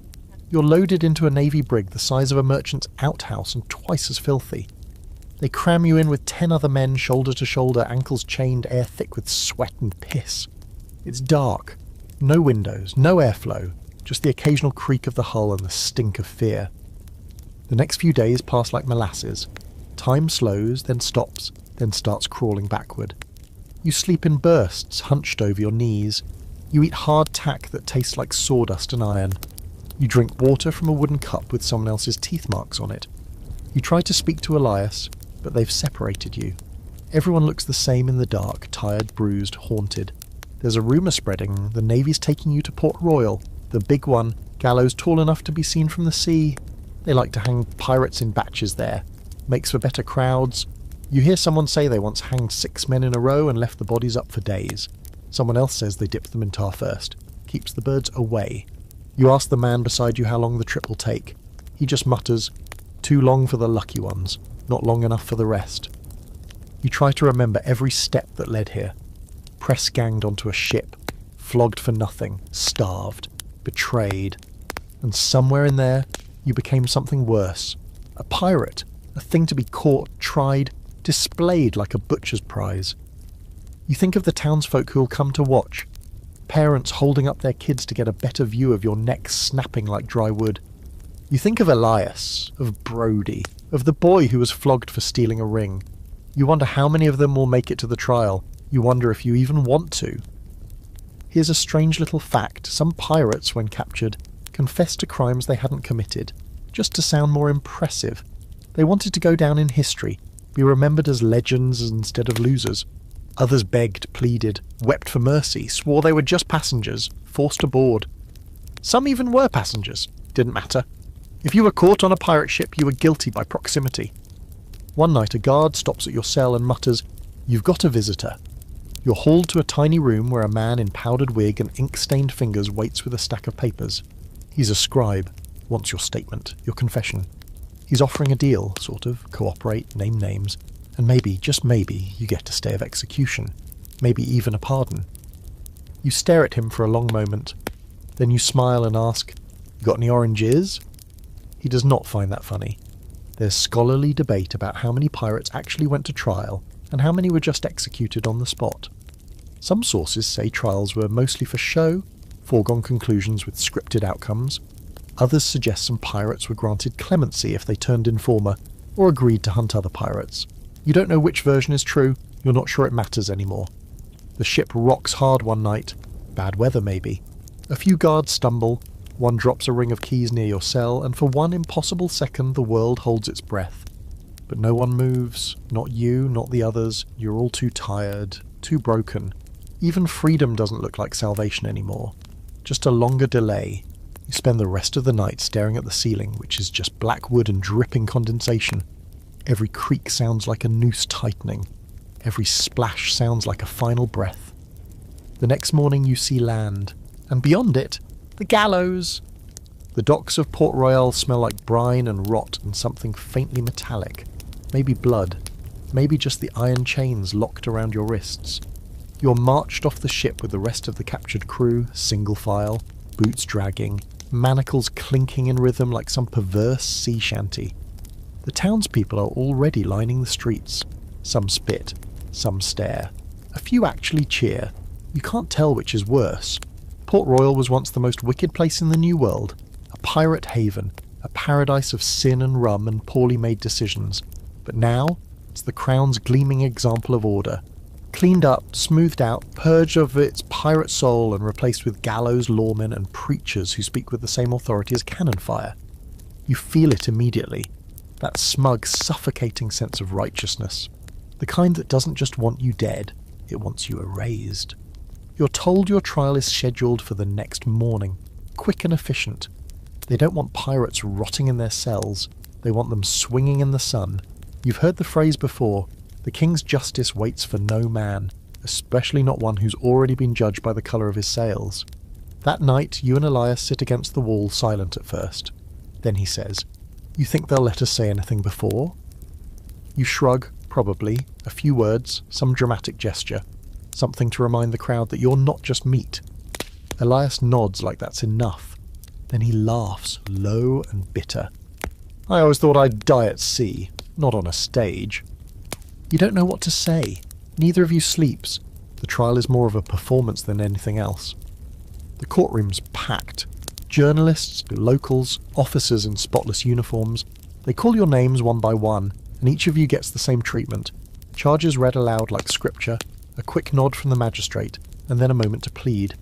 You say not guilty just to say it. So do most of the others. One man screams that he was never a pirate, that he was kidnapped and forced to scrub decks.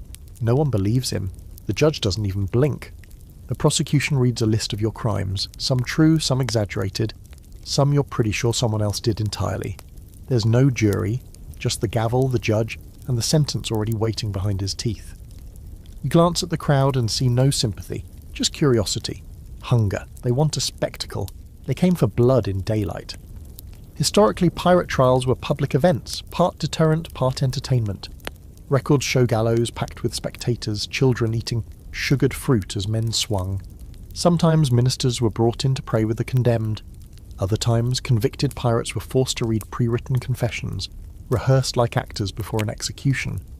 And then there were the rare few who used their final moment to curse the court, the crown, and everyone within earshot. You're sentenced before noon, guilty of piracy, theft, assault on officers of the crown, and lawful seizure of cargo, and generally wicked behaviour unbecoming of a subject of His Majesty.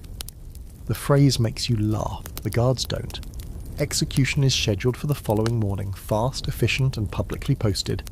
You get one last meal. Bread, cheese, something pretending to be stew. Elias offers you half of his, you don't ask why. You just eat in silence, savouring every bite like it's worth more than gold. That night, a minister visits your cell, a small man with a huge book and watery eyes. He asks if you'd like to pray. Elias tells him to go bugger himself with a crucifix. The man leaves. You almost laugh again. Then Elias turns to you and asks, "You think it was worth it?" And the answer should be no. It should be no, but part of you hesitates. You think of the open sea, the freedom, the wild nights. The laughter on the deck under a blood-orange sky. The wind in your face as you cut through the waves like a blade. The moments when, for just a second, you were more than you'd ever been on land.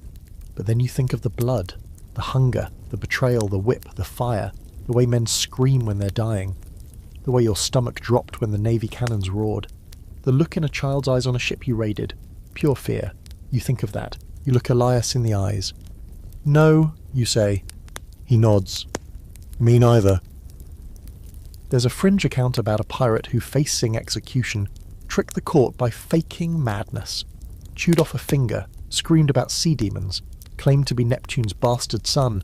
They delayed his hanging for months. Some say he escaped. Others say they hanged him anyway, just upside down as a final joke. You wonder if you should have tried something like that. Too late now, and you don't sleep. Not because you're scared, though you are, but because you want to remember every second. You watch the moon drift through the bars. You listen to the wind. You count every breath like it matters. In the morning they come with chains. They march you to the gallows in a line. People cheer. Some boo. One woman throws a flower. You step onto the platform and the rope is heavy around your neck. Scratchy.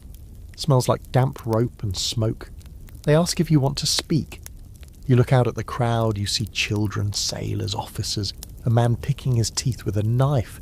You take a breath and say, "I was a fool, but I was free more than any of you here." Then you spit. The executioner doesn't wait. The trapdoor opens, you don't die, or maybe you do for a second. It's hard to say. One moment, there's rope around your throat, the crowd holding its collective breath, and the executioner's hand twitching toward the lever like a man just dying to do his job. The next, chaos. The kind that doesn't start with a shout or a gunshot, but with a scream from the gallows crowd that turns into a wave of voices, all shouting at once. Then comes the blast. Boom! Louder than any cannon you've ever heard. The gallows rocks. Dust fills the air. Something falls. Someone's yelling, "Fire!" And another voice is screaming, "Ambush!" Your eyes sting from the smoke. The rope loosens but doesn't fall. You're coughing, dizzy, still dangling, but your boots find a broken board. Just enough leverage to stay conscious. Then hands, familiar ones, grab your legs, cut the rope, drag you backward through the confusion. It's Elias. Blood running down one side of his face, shirt torn, eyes wild. "Come on," he yells, like you've just been asked to take a casual stroll and not flee your own execution. Around you, chaos blooms like rotten roses. The crowd is scattered, some running, some looting the corpses already down. A portion of the gallows has collapsed, probably the result of that first blast. Where there was once a stage, there's now shattered timber and twisted rope. You see a body still swinging from a half-broken beam. Not moving, not lucky. You don't know how it happened. You don't stop to ask.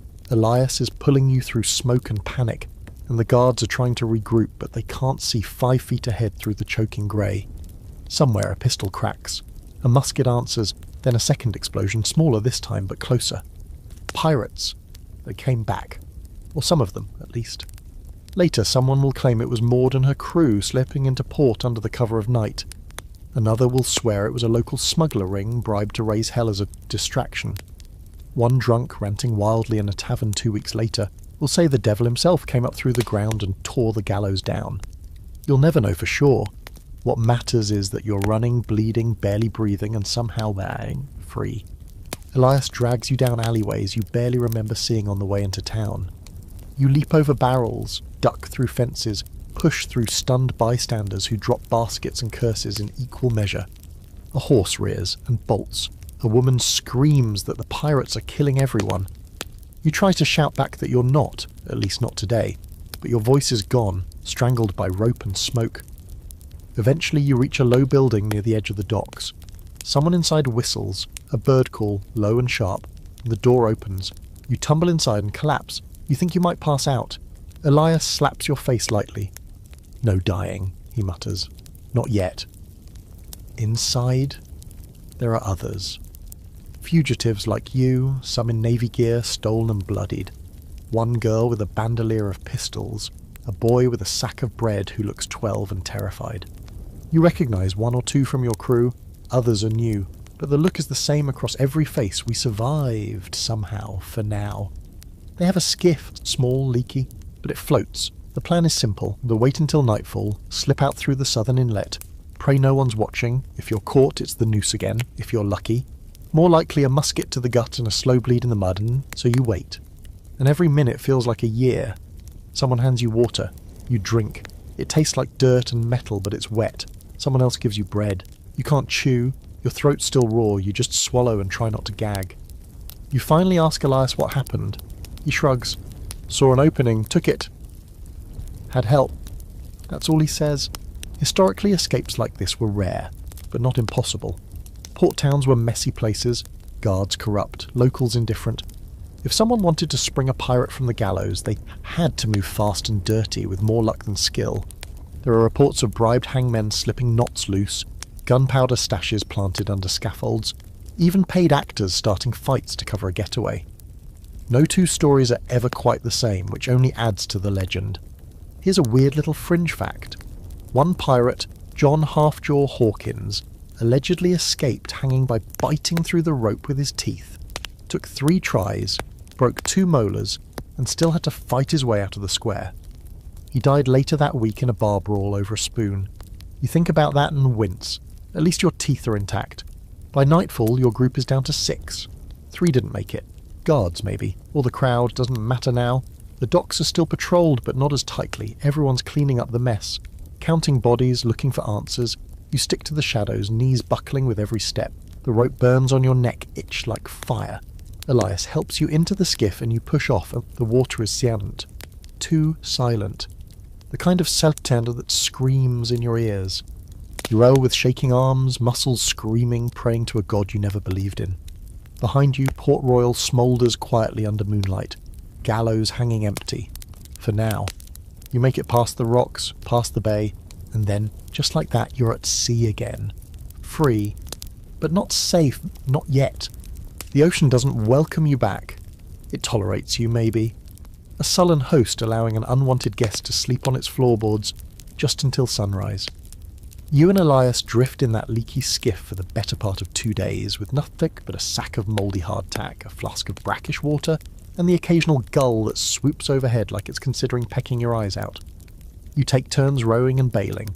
Elias jokes that you've officially earned the worst spar experience in the Caribbean. You try to laugh, but it comes out as a rasp.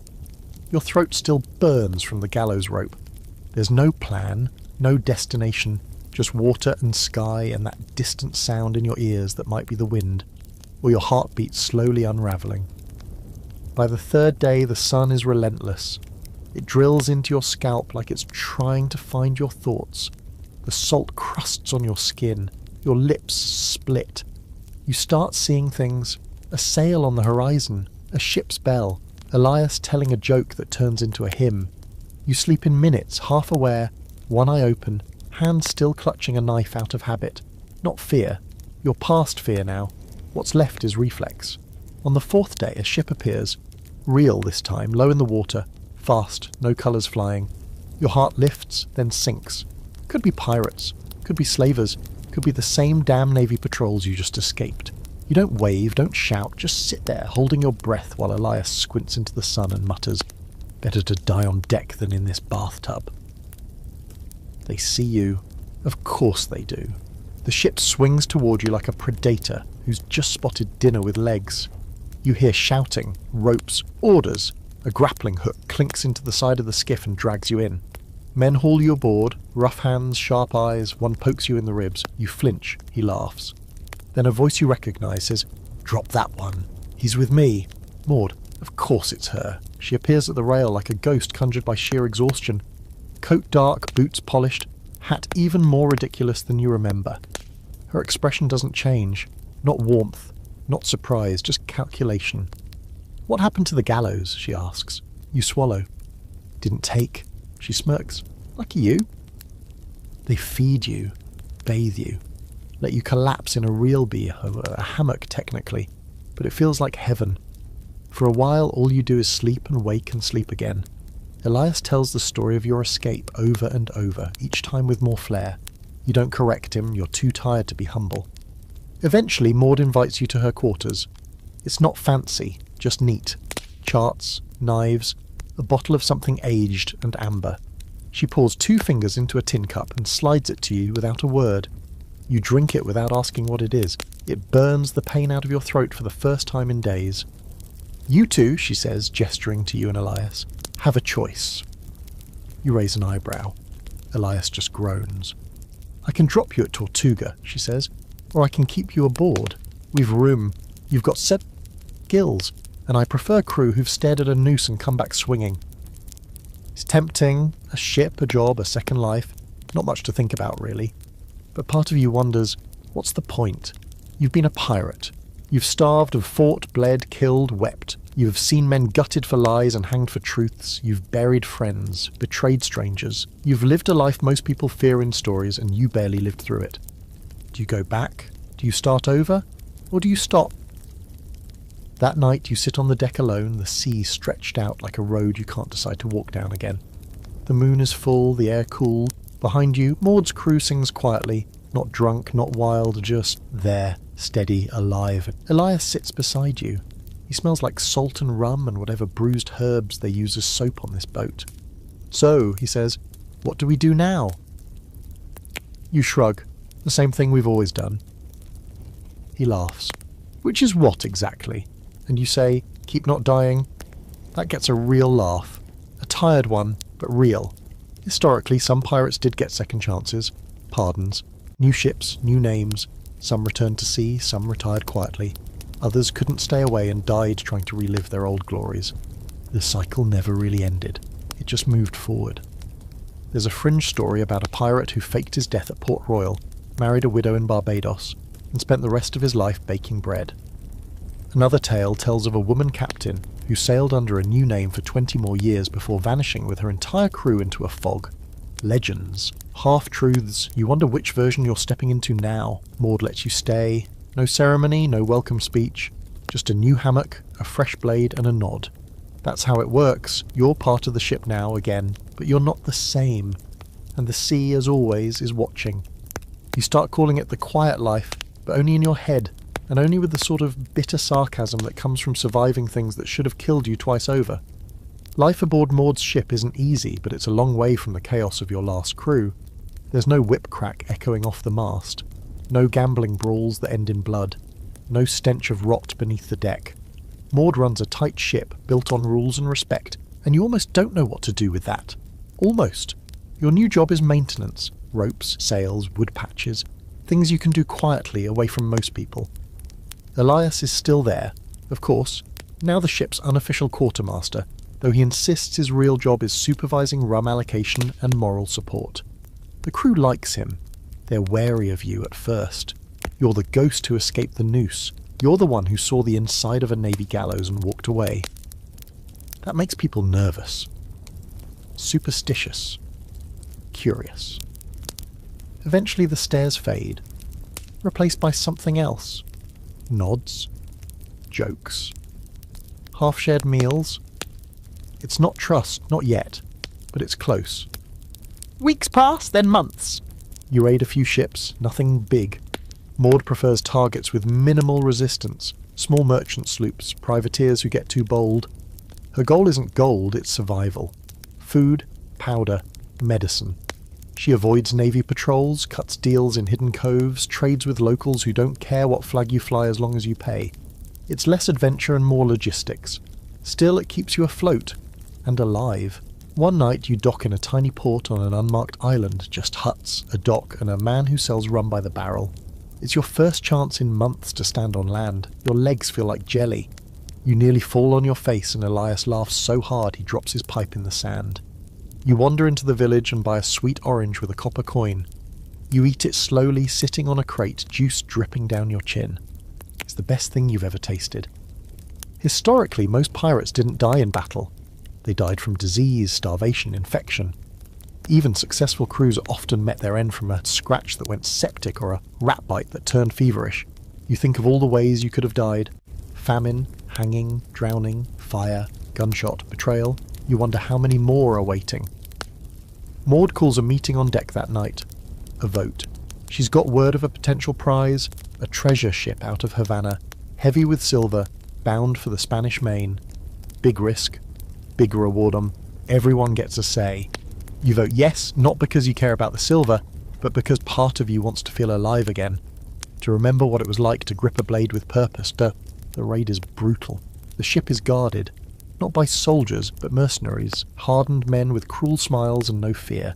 You take one down by tackling him into the hold, the two of you rolling through gunpowder barrels and broken crates.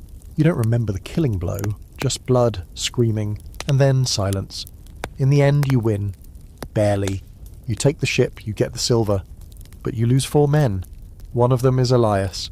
Shot through the gut while covering your retreat. You drag him to the deck, screaming for help, but you know. He looks up at you, eyes wide, and says, "You still owe me for that orange." Then he dies. No final speech, no last breath sighing through poetic lips. Just that, and gone. You bury him at sea with the others. Maud says a few words. You say nothing. You can't.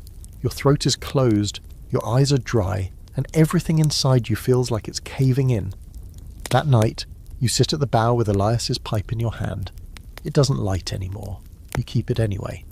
There's an old belief that if you die at sea, your soul stays with the ship. You're not sure if it's true, but you swear you hear his laugh sometimes when the wind's just right. Here's a final strange fact. One pirate captain, after losing his entire crew in a storm, sailed alone for 2 years talking to ghosts. People called him mad, but they also say he never lost another battle after that. Sometimes madness is just grief wearing a different coat. You stay aboard Maud's ship for another year. You get stronger, quieter, more respected. One day she asks if you want your own command, a sloop of your own, crew, compass, Horayad. Freedom. You say no, not because you're afraid, but because you finally learned that freedom isn't found at the helm of a ship. It's found in surviving long enough to choose what happens next. Eventually, you dock at an island far from any navy patrol, far from ports that whisper your name. You disembark. Maud watches without question. She nods once and says, "Don't die stupid. You promise you'll try. You live in a hut near the water now. You fix boats, tell stories, eat fruit. Sometimes someone asks about the rope scar on your neck. You just say, 'It's from when I tried to kiss a navy girl.' That usually gets a laugh. At night you walk the beach. The sea calls, like always, but this time you don't answer. You've had your fill. And that, dear friends, is the story of your horrible, cursed, sweaty, sea-sickened, blade-scarred life as a pirate. You didn't die at sea, or in battle, or on the gallows. You died and came back and kept moving, one splintered day at a time. That's not glory, that's survival, which, in pirate terms, is the same thing. So if you're still awake, congrats. You just lived through something most people wouldn't survive 10 minutes of. If your pillow now feels extra soft, that's because you've earned it. Now close your eyes, breathe in deep, and drift away like a stolen ship into a moonlit cove.